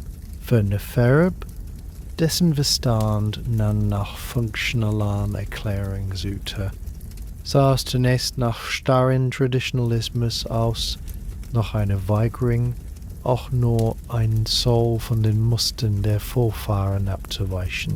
Sein Skepsis muss in seinem Gesicht gestanden haben, denn der Meistertöpfer, ein untersetzter Mann mit Armen wie gedrehte Seile und einer dünnen Schicht, feinen Tonstaubs auf Haut und Haar, trat mit einem leisen Lachen von seiner Scheibe. Du schaust, junge Schreiber, als ob du eine Liste von willkürlichen Geboten siehst, sagte er, während er sich die Hände an einem feuchten Lappen abrieb. Aber jede dieser Formen spricht. Ciel dir, was in ihr wohnen soll, lange bevor du eine Hieroglyph darauf schreibst. In einer Welt ohne Papieretiketten, die im Regen zerfließen, ist die Form des Etikett. Neugierig folgte Neferib, der Meistertöpfer, zu einem Arbeitstisch, wo Beispiele jeder Sorte standen. Der Töpfer nahm einen der schlanken Wasserkrüge. »Sieh diesen Winkel des Halses an«, sagte er und strich mit einem Finger mit einer feinen, eingebrannten Linie nach. Er ist eng, aber nicht so eng. Er lässt Wasser leicht eingießen, aber wenn der Krug fällt, tröpfelt es nur langsam aus. Es ergießt sich nicht in einem Schwung und verschwendet das kostbare Nass. An die Glaserinnen erhielt den Krug gegen das Licht, so dass die glatte, glasige Oberfläche schimmerte. Sie ist wasserdicht. Sie verhindert, dass der Ton das Wasser aufsaugt und es auf dem Weg vom Brunnen nach Hause zur Hälfte versickert.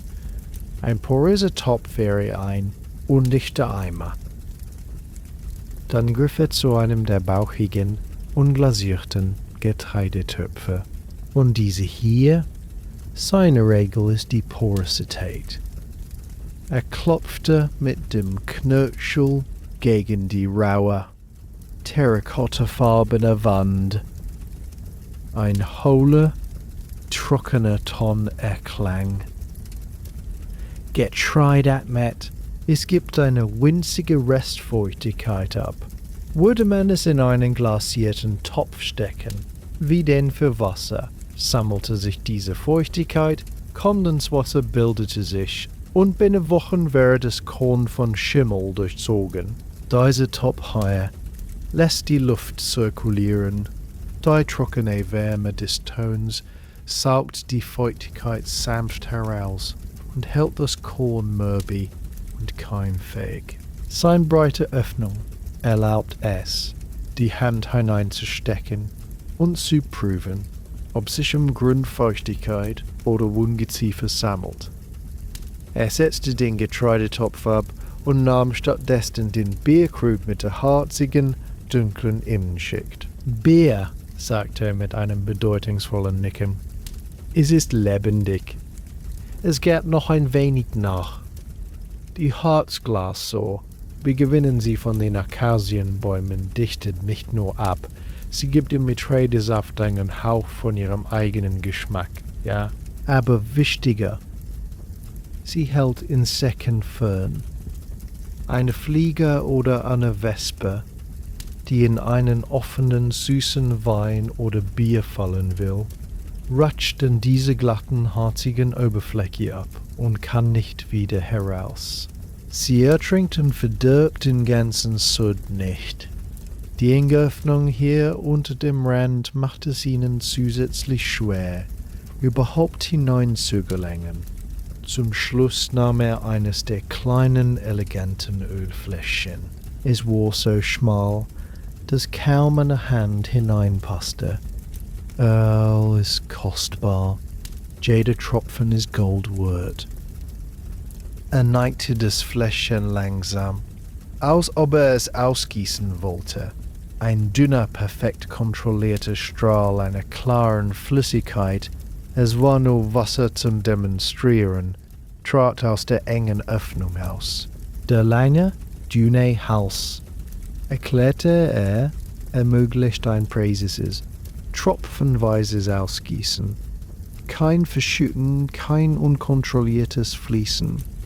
Und die spezielle, gelbliche Glasur innen, sie ist fettabweisend. Das Öl hinterlässt keine Rückstände, die ranzig werden könnten. Es rinnt vollständig heraus, bis auf den letzten Tropfen.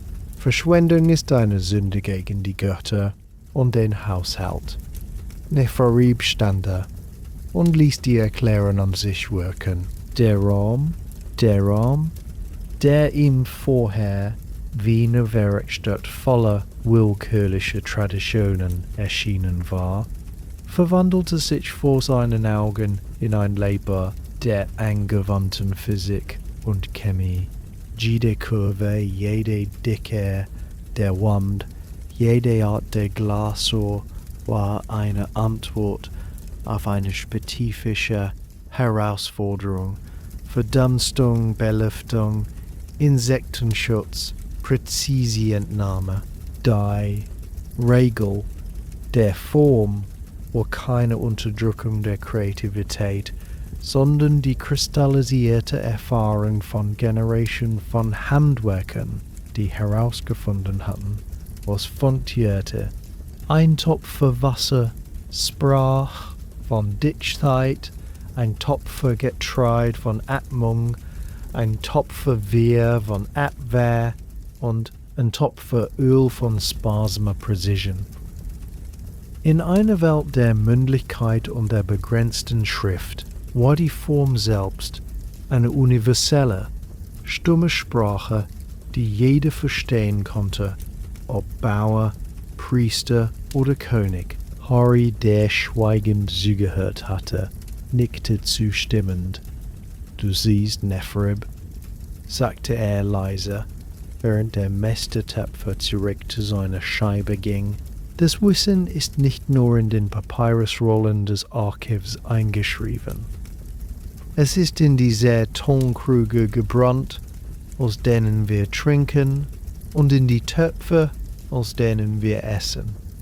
Jede dieser Regeln bewahrt eine Ressource, verhindert Krankheit oder sichert den Wohlstand. Sie sind die stummen Diener der Zivilisation. Neferib blickte über die Reihen der sprechenden Gefäße, deren Sprache nun für ihn verständlich war. Der Geruch von feuchtem Lehm und brennendem Holz war nicht mehr nur der Geruch einer Werkstatt, sondern der Duft von geformter Intelligenz, von Problemen, die in stille, nützliche Formen gegossen worden waren. Er nahm sein Ostrake zur Hand und begann, die Bestände zu zählen. Aber seine Augen lasen nun nicht nur Zahlen, sondern auch die Geschichten, die in den Kurven jedes einzelnen Topfes geschrieben standen. Die Hitze des Tages hing wie eine schwere Decke im Hauptraum des Hauses und presste jeden Gedanken in die Langsamkeit. Das einfache Abendessen, Fladenbrot, eine Schüssel mit gekochten Bohnen in Kümmel und ein paar Zwiebeln, dampfte verlockend auf dem niedrigen Tisch aus Palmenholz, um den die Familie auf Kissen aus geflochtenem Schilf saß. Doch mit dem Duft des Essens kam auch das unvermeidliche Summen. Wenn sich schwarze Punktäufchen im trägen Licht der Öllampe auf beschrieben nervöse Zigzagbahnen durch die Luft und Landen der Schüssel und den Krümeln des Brots. Neferib, müde von den Kapitän des Tages, spürte den alten, instinktiven Impuls, mit der flachen Hand nach den Plageistern zu schlagen, sie in einem hektischen Akt der Vernichtung zu zerquetschen. Doch bevor er sich auch nur rühren konnte, bemerkte er die Aufgabe seines kleinen Bruders Peppy. Der Junge, vielleicht 6 Jahre alt, saß auf einem extra hohen Schemmel am Kopfende des Tisches. In seinen kleinen Händen hielt er einen schlanken Stock aus Tamariskenholz, etwa so lang wie sein Arm. Das Ende des Stockes war dick mit klebrigem, goldbraunem Dattelhonig bestrichen, der im Lampenlicht träge glänzte. Peppys Gesicht war eine Maske konzentrierter Langweil, aber seine Arme bewegten sich mit einer trägen, fast schläfrigen Regelmäßigkeit. Langsam, unendlich langsam, schwang er den bestreichenden Stock in einem weiten horizontalen Bogen über der Mitte des Tisches hin und her. Der Schwung war nicht schneller als der Zeiger eines Sonnenuhr an Tenden des Metronom der Geduld. Die Fliegen, die sich dem Tisch näherten, schienen in der Luft zu zögern. Ihre geradlinigen Angriffsrouten wurden zu unsicheren Kreisbahnen, und viele drehten ab, um sich an der kühleren Wand oder in den dunklen Ecken des Raumes niederzulassen. Nur wenige, von der süßen Falle angesogen, landeten auf dem Honig und blieben zuckend kleben. Nephrib beobachtete dieses stille Schauspiel, während sein Brot in die Bohnen taute. Es war eine seltsame, fast meditative Aufgabe für ein Kind. Erinnerte sich vage, selbst vor Jahren auf diesem Schemmel gesessen und den Stock geschwungen zu haben, damals, als lästige Pflicht, die ihn vom Spielen abhielt. Jetzt, mit seinen neuen Augen, sah er das Ritual anders. Es war zu präzise, zu gleichmäßig, sinnlos zu sein.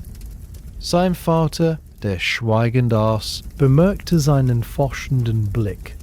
Ein sanftes Lächeln legte sich in die Falten seine Augen. »Du denkst über Peppis Wache nach, Sohn?« fragte er, seine Stimme ruhig über dem leisen Summen und dem sanften Swoosh des schwingenden Stockes. Nephrib nickte. »Es ist eine Kinderregel«, fuhr der Vater fort. »Jede Jung, jedes Mädchen tut es, sobald es den Stock halten kann, ohne sich selbst zu schlagen. Es scheint eine langweilige, zugewiesene Aufgabe zu sein, nicht wahr? Etwas, die Kleinen beschäftigt und vom Essen fernzuhalten, bis die Erwachsenen satt sind.« Er legte sein Brot hin und deutete mit einer Geste auf den Stock.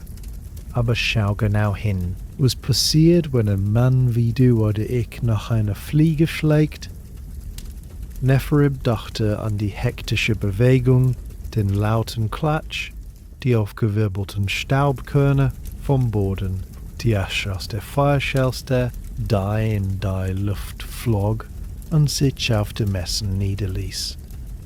»Genau«, sagte der Vater, als sähe er die Bilder in Nephribs Kopf. »Man wirbelt mehr Staub und Unruhe auf, als man beseitigt. Man erschreckt alle am Tisch, verschüttet vielleicht das Bier, und die tote Fliege landet zermatscht zwischen den Bohnen. Ein noch größerer Echo.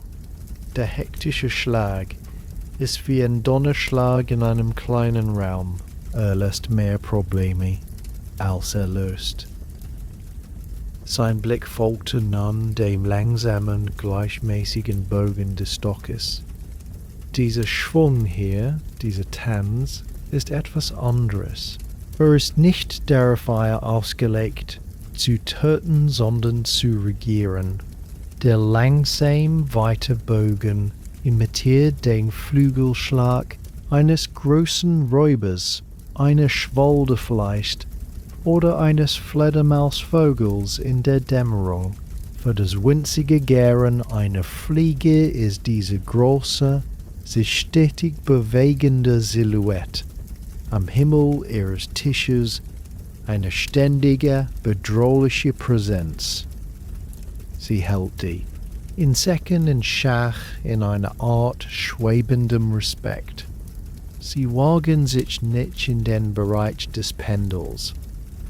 An diejenigen Dias dennoch tun, deutete auf den Honig, wo ein paar dunkle Punkte gefangen waren, werden ohne Aussehen entfernt, still und sauber. Nephrib verstand. Es war eine Lektion in effizienter, geduldiger Problemlösung. Die Regel lehrte das Kind nicht Gewalt oder Hast, sondern Rhythmus und Vorsicht. Sie verwandelte eine defensiv-reactive Geste, das Schlagen, in eine proaktiv kontrollierte Strategie, das Regieren. Der Honig war dabei nicht primär eine Falle, sondern diente einem doppelten Zweck. Er gab dem Stock ein geringes, stetiges Gewicht, das den Schwung gleichmäßig und vorhersehbar machte, und er belohnte die Aufgabe des Kindes mit der sichtbaren, wenn auch makabren Bestätigung seines Erfolges, Peppy konnte die Gefangenen zählen, ein stiller Triumph über die Plage. Es ist mehr als nur Fliegen fernhalten, sagte die Mutter, die das Gespräch mit angehört hatte, während sie Wasser nachschenkte. Es lehrt Peppy, Teil der Familie zu sein. Seine Aufgabe ist wichtig. Ohne seinen Tanz würden wir mehr Staub im Essen haben und mehr Unruhe am Tisch. Er lernt, dass auch die kleinste, scheinbar monotonste Pflicht einen Wert hat, einen guten Grund. Er lernt Verantwortung und Geduld, 2 Dinge, die ein Mann mehr braucht als schnelle Fäuste. Peppy, der die Worte der Erwachsenen nur halb verstand, spürte doch die Aufmerksamkeit und schwang den Stock mit etwas mehr Hingabe, sein kleines Gesicht nun, vor ernster Konzentration gerötet. Der Bogen wurde noch gleichmäßiger, das leise Sausen in der Luft, ein beruhigender, rhythmischer begleitete, beruhigender, rhythmischer begleitete seinen kleinen Bruder, dann den Tisch, über den der Stock wie der Pendel einer großen, unsichtbaren Uhr hin und her glitt.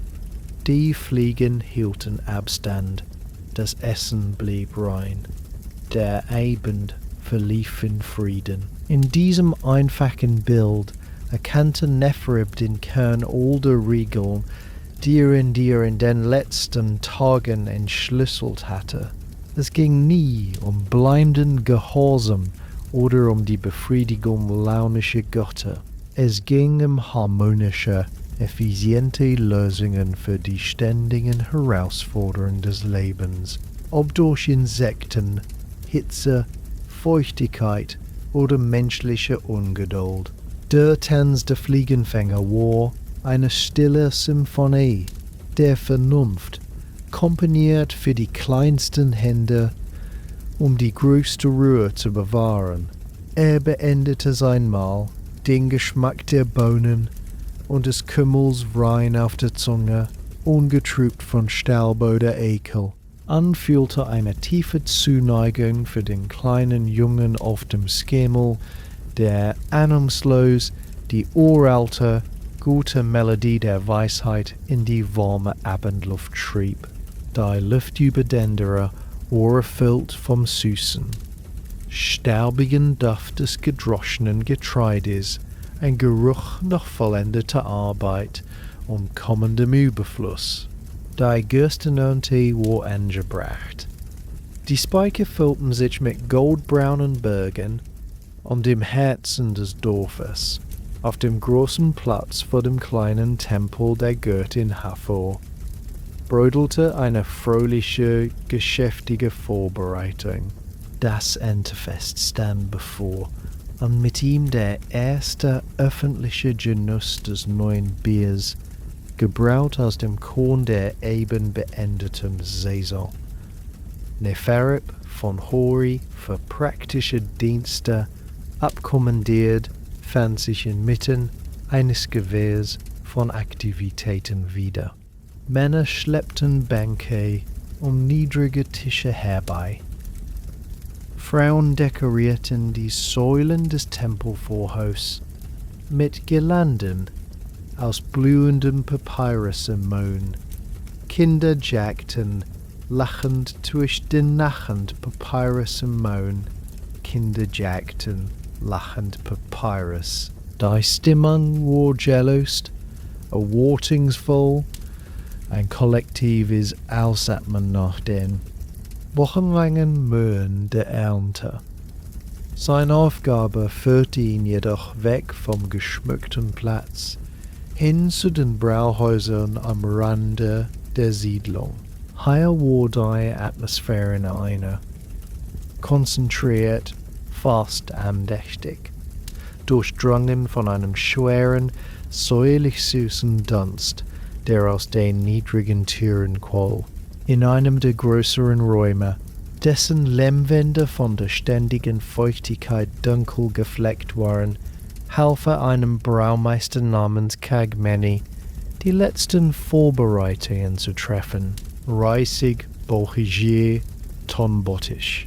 So hoquin Mann, ständen in einer Reihe, aus ihren Öffnungen stiegen brodelnder Atem, der nach vergorenem Brot, und Roch, Cagni, en Mann, mit, Amin wie kannerige Baumwursel und einem Gesicht, das von der Hitze der Öfen für immer gerötet schien, bewegte sich mit ruhiger Autorität zwischen den Gefäßen. Prüfte die Temperatur, indem seinen Ellbogen in den Süd tauchte und lauschte dem leisen, blubbernden Geräusch der Gärung wie ein Arzt, dem Herzschlag eines Patienten. Heute Abend wird der Priester kommen, sagte Kagami zu Nifrab, während ihm zeigte, wie man die großen Krüge für den Transport zum Festplatz mit frischem Nilgras auspolsterte, ein Zerschellen zu verhindern. Und du wirst eine der ersten und strengsten Regeln des Festes sehen. Kein Mund, außer dem seinen, darf den ersten Schluck des neuen Bieres kosten. Nicht der des Dorfältesten, nicht der des reichsten Bauernnichte des tapfersten Wächters. Der Priester zuerst, immer. Seine Stimme hatte keinen unterwürfigen Ton, sondern eine sachliche Gewissheit. Nefreb nickte. Hatte diese Regel immer als rein rituell, verstanden als eine symbolische Gabe an die Götter, gesprochen durch den Mund ihres irdischen Vertreters. Ein Akt der Demut und der Danksagung, bevor das irdische Vergnügen beginnen dürfte. Doch sein Verstand nun geschult. Die zweite Schicht unter der Oberfläche zu Susan war misstrauisch. Beobachtete Kaganes sorgfältig. Das ständige Prüfen, das sterile Abdecken der Bottische mit sauberen Leinentüchern. Warum ist das so wichtig? Fragte vorsichtig, während einen Krug festsollte. Probiert der Priester für hervor? Ihren Segen zu erbitten. Cagnani hielt ihn und sah ihn mit einem durchdringenden Blick an. Ein langsames, wissendes Lächeln breitete sich aus seinem wettigen Gesicht aus. Der Priester, junger Schreiber, hat einen Magen und einen Gaumen wie du und ich. Hervor braucht kein Schlackbier. Sie genießt den Duft, der zu ihr aufsteigt, und die Freude in den Herzen ihres Volks. Trat näher und senkte seine Stimme. Der Priester, der heute Abend kommt, ist Semmi. Dient der Göttin seit 40 Jahren. Und in diesen 40 Jahren hat mehr Bier probiert, als du Krüge gesehen hast. Sein Gaumen, Kageni, tippte sich an die Schläfe, ist hier. Es schmeckt nicht für die Götter, es schmeckt auf Feder. Neferib runzelte die Stirn. Kagemni erklärte es geduldig. Das Brauen von Bier war eine heikle Wissenschaft, abhängig von der Temperatur, der Reinheit des Wassers, der Qualität des gekeimten und wieder getrockneten Brotes, das als Starter diente. Ein Saat konnte auf unzählige Arten fehlgehen. Konnte zu sauer gären, was zu scharfen, ungenießbaren Essignoten führte. Schimmelsporen, unsichtbar für das Auge, konnten sich einschleichen und giftige Stoffe produzieren. Bestimmte Verunreinigungen im Wasser konnten eine milchige Trübung oder einen fauligen Beigeschmack verursachen. Ein fehlgegangener Sud, sagte Kagemeni, Ernst bringt keine Göttergunst. Bringt Bauchgrimmen, Krämpfe, schlimmstenfalls das Fieber, das einen Mann für Tage ins Bett fesselt. In einer großen Menge Auf einem Fest getrunken, könnte er Dutzende krank machen. Die Wartezeit, die Qual des Anstehens, where der Priester mit zeremonieller Langsamkeit den ersten Schluck nahm, bekam plötzlich einen lebenswichtigen, praktischen Sinn. Semni, fuhr der Braumeister fort, trinkt nicht einen Schluck. Er nimmt einen winzigen Mundvoll, lässt ihn auf der Zunge zergehen, atmet den Nachgeschmack ein. Seine langjährige Erfahrung erkennt sofort den falschen Sorten, die winzige Bitterkeit des Verderbs, die Not der Fäulnis, die unserem ungeübten Gaumen entgehen würde. Sein Nicken ist kein spiritueller Segen. Es ist ein Siegel der Freigabe. Es bedeutet, dieser Sud ist rein, dieser Sud ist sicher, none könnte trinken. Die Erkenntnis traf Neferib mit der Klarheit des kalkigen Morgengrauens. Die Regie war eine liebenswichtige Qualitätskontrolle, verkleidet in das Gewand der Religion. Sie nutzte die Autorität und das unantastbare Ansehen des Priesters, um eine notwendige lebenserhaltende Vorsichtsmaßnahme durchzusetzen, die sonst von der ungeduldigen Festlust ignoriert oder angezweifelt werden könnte. Der Priester war nicht nur ein Mittler zu den Göttern, sondern auch der oberste Lebensmittelkontrolleur der Gemeinde, sein Körper das empfindlichste Messinstrument, das sie besaßen. Die feierliche Wartezeit war kein leeres Ritual, sondern eine Profession der Sicherheit. Gegen Abend, als die ersten Fackeln auf dem Festplatz entzündet wurden und der Duft von gebratenem Fleisch und Honigkuchen die Luft verdrängte, wurden die großen Krüge feierlich in die Mitte des Platzes getragen. Die Menge, fröhlich und erwartungsvoll, bildete einen respektvollen Kreis. Dann trat Priester Semni hervor. Er war ein hagerer Mann mit durchdringenden Augen. Sein kahler Schädel glänzte im Fackelschein. Die Stille, die nun eintrat, war gespannt, aber nicht ängstlich. Ein Diener reichte ihm einen kleinen, unblasierten Tonbecher. Semni füllte ihn langsam aus dem ersten der großen Krüge, erhob den Becher, murmelte die vorgeschriebenen Worte der Danksagung und hervorherin der Freude und der Fruchtbarkeit. Dann unter den Blicken von Hunderten führte er den Becher an die Lippen und nahm einen Schluck. Neferib beobachtete ihn genau. Die Augen des alten Priesters schlossen sich für einen langen Moment. Sein Kehle bewegte sich kaum. Er schien nicht zu schlucken, sondern zu kosten, zu analysieren, zu lauschen auf die Botschaften, die der fermentierte Gerstensaft auf seiner Zunge hinterließ. Die Stille auf dem Platz war nun so tief, dass man das Knistern der Fackel und das ferne Quäken eines Frosches im Kanal hören konnte.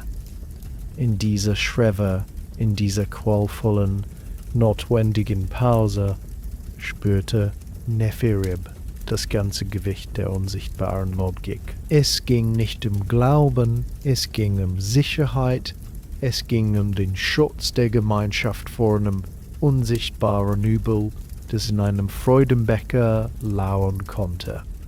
Der erste Schluck war kein Genuss, sondern eine Prüfung. Anders Worten darauf war der Preis für den ungetrübten Festrausch, der folgen dürfte, wenn das Micken kam. Der Priester Semni hielt den Geschmack des neuen Biers für einen langen, atemlosen Moment in seinem Mund. Seinem Mund, seinem Mund, seinem Mund, waren nach innen gerichtet. Auf einer Landkarte aus Erinnerungen an vergangene Süden, die guten, die reinen, die mit dem honigartigen Unterton perfekte Gärung und die wenigen fehlgeschlagenen, die eine scharfe, wohnende Bitterkeit auf die Zunge gelegt hatten. Die Menge ringsum waterte eine lebendige, stille Skulptur aus Erwartung. Dann langsam öffnete Semni die Augen. Ein kaum merkliches, zufriedenes Nicken ging durch seinen hageren Körper. Er schluckte. Ein echt, tiefes Lächeln, das die Falten seine Augen zu Sonnenstrahlen werden ließ, erhellte sein ernstes Gesicht. Er hob die leere Tonschale hoch und rief mit einer Stimme, die überraschend kräftig und freudig über den Platz holte: Hervor ist zufrieden, der Süd ist rein und gut. Ein kollektives, tiefes Ausatmen, gefolgt von einem jubelnden Ruf, brach los. Die Spannung löste sich in einem Schwall von Lachen, Musik und Bewegung. Flöten aus Schilfrohr stimmten, eine quietschend fröhliche Melodie, und das dumpfe Trommeln auf gespannten Ziegenfellen setzte ein, und schon bildeten sich Paare und Kreise für den Tanz.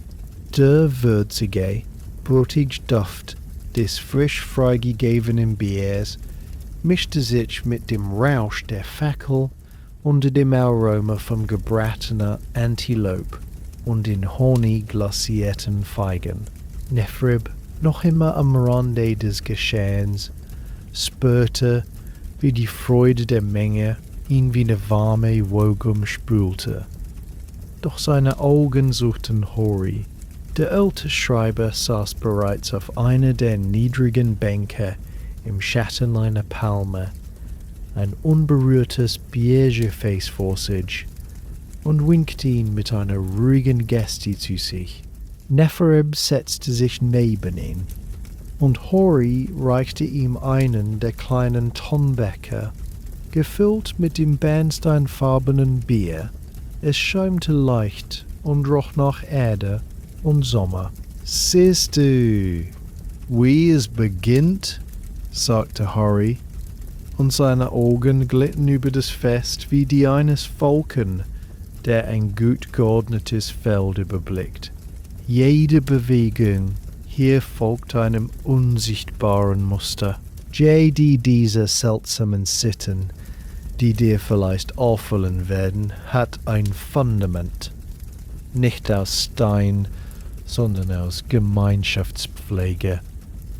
Er deutete mit seinem Kinn zu einer großen flachen Matte aus geflochtenem Schilf, die in der Mitte des Platzes ausgebreitet war. Darauf türmten sich die ersten, dampfenden Brot aus dem neuen Mehl, der neben Schalen mit gesalzenen Bohnen und geschnittenen Melonen.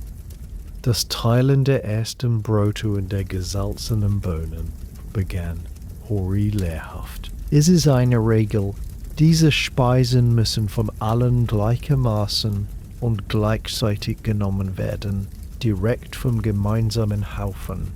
Warum? Street zu vermeiden. Erklärte, dass in der Hitze des Festes und unter dem Einfluss des ersten Biers kleine Niedlichkeiten schnell zu groß des ersten Biers kleiner. Wer die fettest esset, Melanenschibi, in dem alles auf einen Haufen gelegt und gemeinsam angegangen wurde, verschwand die Hierarchie für einen Moment. Der dollfahrste Herr griff neben dem ärmsten Tagelöhner zu. Es war ein Akt symbolischer und praktischer Gleichheit, der dem sozialen Frieden des Festes von Anfang an sicherstellte. Kein Groll konnte aufkeimen, wenn alle von derselben Matte aß. Dann zeigte Hori auf die Ränder des Platzes, wo in regelmäßigen Abständen Männer mit ledernen Schultern und kurzen Stöcken standen. Sie tranken auch, aber aus kleinen, genau bemessenen Bechern, und ihre Blicke waren wachsam, scannten die Menge, nicht die Sterne. Die Wachen, sagte Hori. Ihre Regel ist das begrenzte Trinken. 2 Becher, nicht mehr. Einer zu Festbeginn, einer zu Mitte der Nacht, der Rest ist Wasser. Der Grund war offensichtlich, aber tiefgründig. Sicherheit. Das Fest sollte Freude sein, nicht Chaos. Die Wachen mussten nüchtern genug bleiben, um Streit zu schlichten, Betrunkene sanft beiseite zu führen, ein versehentliches Feuer zu löschen oder neugierige Wildtiere, die vom Geruch des Essens angelockt wurden, fernzuhalten. Ihre Disziplin war der unsichtbare Wall, der die ausgelassene Freude im Inneren vor den Gefahren der Nacht und der eigenen Unbesonnenheit schützte. Ihre begrenzten Becher waren kein Zeichen von Benachteiligung, sondern ein Zeichen ihres essentiellen, vertrauenswürdigen Dienstes. Die Musik nahm an Tempo zu, die Tänze wirbelten schneller, und in einer Pause tat eine Gruppe der ältesten Bauern des Dorfes, Männer mit vom Leben gebeugten Rücken und Händen, die wie Wurzeln aussahen, in die Mitte des Kreises. Sie trugen keine Kränze, und man überreichte ihnen keine besonderen Gaben. Stattdessen begann der Sänger, begleitet von den leisen Flöten, eine lange, erzählende Ballade. Sie handelte nicht von Göttern, sondern von den großen Ernten der Vergangenheit, von der Überwindung einer Dürre vor 50 Jahren, von der klugen Umleitung eines Kanals in der Zeit des Vaters des heutigen Vorstehers. Und in jeder Strophe wurden die Namen dieser alten Männer genannt, ihre Taten besungen, ihr Wissen gewürdigt. Sie selbst standen schweigend da, ihre Augen glänzten im Fackelschein, die rituelle Danksagung an die Ältesten. Murmelte Hori neben Nefrib. Siehst du die praktische Weisheit? Es ist eine Form von Rentenversicherung, bezahlt in Anerkennung statt in Getreide. In einer Gesellschaft ohne schriftliche Pensionsfonds, sekretarierte. In einer Gesellschaft ohne schriftliche Pensionsfonds, sekretie, in dem die Gemeinschaft die Beiträge der Alten öffentlich. Und feierlich band sie die Jungen in eine Pflicht der Dankbarkeit und Versorgung ein. Der alte Bauer, dessen Name heute im Liede klang, konnte sicher sein, dass seine Kinder und Nachbarn ihn auch mogen, wenn seine Hände nicht mehr pflügen konnten, mit Respekt und einem Anteil an der Ernte bedachten. Die Regel stellte den Kreislauf dar. Wer, antworting sicher, die Jungen sorgten für die Alten, so wie die Alten einst für sie gesorgt und das Wissen weitergegeben hatten. Es war ein sozialer Kit, stark genug, um Generationen zu verbinden. Nefrib trank einen Schluck von seinem Bier. Es war kühl, leicht herb und hinterließ ein warmes, wolliges Gefühl in seiner Brust. Doch das eigentliche Rauschmittel war die Erkenntnis, die ihn durchströmte. Er blickte über das Fest, das gemeinsame Essen, die Disce Suburbia, die disziplinierten Wochen, Diäten, Alten, die lachenden Kinder, Diätbrotkrümen für die Hunde sammelten. Eine weitere kleine Regel, die verhinderte, dass sich Ungeziefer am nächsten Tag über verschmutzte Ecken hermachte. Jede Geste, jede Anordnung, wo ein Puzzleteil in einem großen, unsichtbaren Bild der gegenseitigen Fürsorge. Nichts war dem Zufall überlassen. Die seltsamen Sitten waren die sichtbaren Noten in einem Netz der Vernunft, das die Gemeinschaft trug, schützte und nährte. Er fühlte sich nicht mehr als Außenstehender, der Regeln entzifferte, sondern als eingewobener Faden in diesem lebendigen Stoff. Das sammelnde Gespräche, der Rhythmus der Musik, der Duft von Bier und gebratenem Fleisch, all das war die Melodie, zu der dieses Netz sanft. Horry saß schweigend neben ihm, ein stilles Lächeln auf den Lippen, und wusste, dass der junge Schreiber verstanden hatte. Neferib lehnte sich zurück, den Tombecker in den Händen, und ließ es fest auf sich wirken. Die Verbundenheit, die er spürte, war tiefer als jedes Gefühl der Pflicht oder des Gehorsams. Es war die sichere, warme Gewissheit, Teil von etwas Dauerhaftem und Weisen zu sein, etwas, das nicht trotz, sondern wegen all seiner scheinbar seltsamen Regeln überdauerte. Das Fest war der lebendige Beweis. Die Regeln waren kein Käfig, sie waren der gemeinsame Tanzboden, auf dem das Leben in all seiner ausgelassenen, sicheren Freude gefeiert werden konnte. Das erste Geräusch war ein sanftes, unaufhörliches Rauschen. Es fraß sich durch den Lehmsiegel, drang in den kühlen Raum und weckte Neferib aus einem tiefen, festlichen Schlaf. Ein Zyklus war vergangen. Ein ganzes Jahr, gemessen an der Umdrehung der Jahreszeiten und dem Atem des Flusses.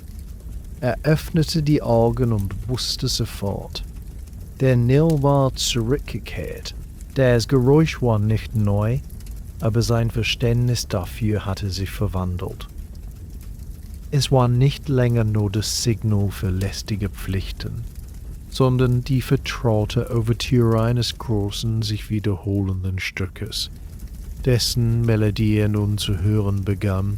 Er erhob sich und trat in die schmale Öffnung. Draußen verwandelte sich die Welt erneut. Trübes, brünes Wasser schob sich über die Uferbänke. Das Licht der frühen Sonne brach sich in unzähligen schlammigen Facetten. Die Luft roch nach feuchtem Lehm und Versprechen. Sein Morgenroutine Bag erschöpfte Wasser aus dem großen Vorratskrug, milchig trüb vom Kalk des steigenden Nils. Mit ruhigen, bedachten Bewegungen begann er, sich Gesicht, Arme und Beine abzureiben. Das kalkige Gefühl auf der Haut war nicht mehr nur eine lästige Trockenheit. Es wurde erst der tägliche Schutzwall, eine Erinnerung an Horace Walter über unsichtbare Parasiten. Jeder Strich des nassen Tuches war ein Akt der Hygiene, nicht des blinden Gehorsams. Während er sich einkleidete, band er sein Haar nicht mehr nur notdürftig zurück. Seine Finger, noch ungeübt, aber willig, begannen die dunklen Locken in einfacher, aber stabile Soapsep zu flechten, wie er es bei Juse gesehen hatte. Es dauerte länger, aber das Gewicht des geflochtenen Haares fühlte sich an wie eine leichte, praktische Rüstung für den Tag, ein Schutz vor der Sonne, die bald über dem Hof brennen würde. Er verließ das Haus. Die seinem Philosopher war dieselbe wie vor einem Jahr. Männer mit Seilen und Holzpfählen, die steigende Flut markierten, gerufene Zahlen, ein Junge auf den Schultern eines anderen für die Aufzeichnung. Doch Neferib sah nicht nur die Handlungen, es sah die Ansichtsbärkarte, die sie entworfen, die Zukunft der Kanäle und Felder, die in diesen Markierungen bereits eingelegt war. Sein Blick wanderte zu dem schmalen, überfluteten Seitenkanal, in dem Blasen aufstiegen. Kein Fischer war zu sehen. Die Regel, die Hori erklärt hatte, war im Dorf lebendig. Es war kein Aberglaub, sondern ein stiller Pakt mit der Zeit, eine Investition in die Fische des nächsten Winters. Das kollektive Wissen der Zivilisation arbeitete hier, sichtbar in der Abwesenheit von Aktivität. Auf dem Weg zum Tempel durchquerte er das Bäckerviertel. Das rhythmische Stampfen aus den offenen Werkstätten war der gleiche wortlose Herzschlag. Er kaufte ein Fladenbrot, ein destamer Austausch von Münze und Ware, begleitet nur von einem Nicken, fühlte sich nicht mehr gespenstisch an, sondern effizient und respektvoll. Das Brot, das er aß, schmeckte nach der Reinheit, die dieses Schweigen bewahrte. Im Verwaltungsgebäude sah er die wartende Reihe, still und geduldig auf den Bänken.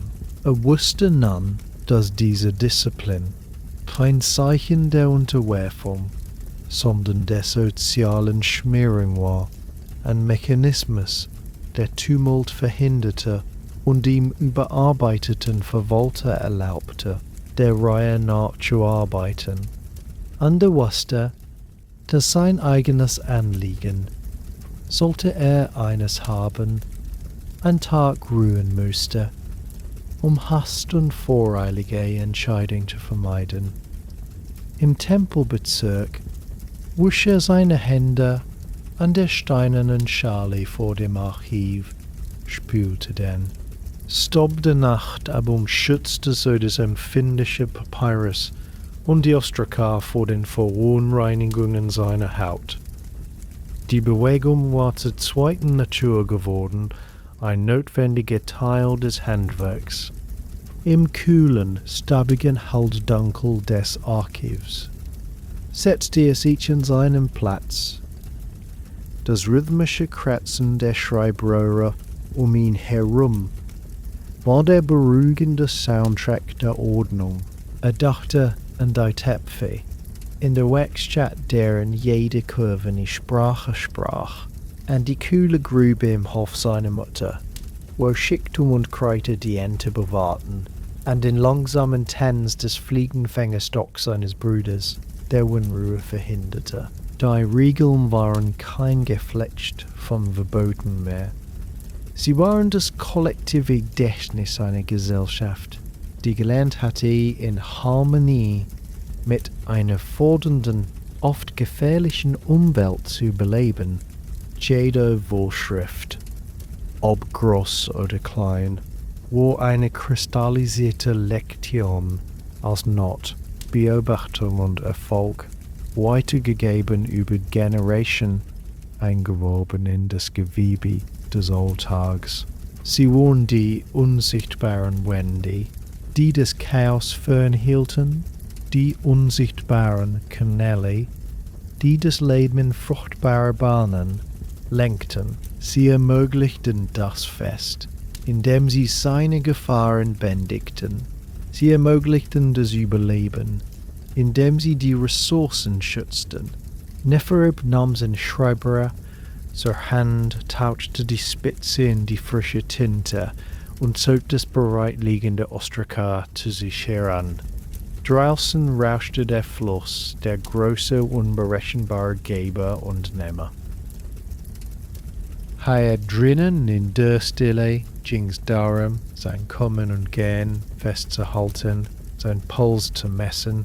Seinen Puls zu messen, er begann die neue Flughöhe aufzuzeichnen, die Zahlen, die die Bauern gerufen hatten, in die sauberen, klaren Hieroglyphen des Tempels zu übertragen.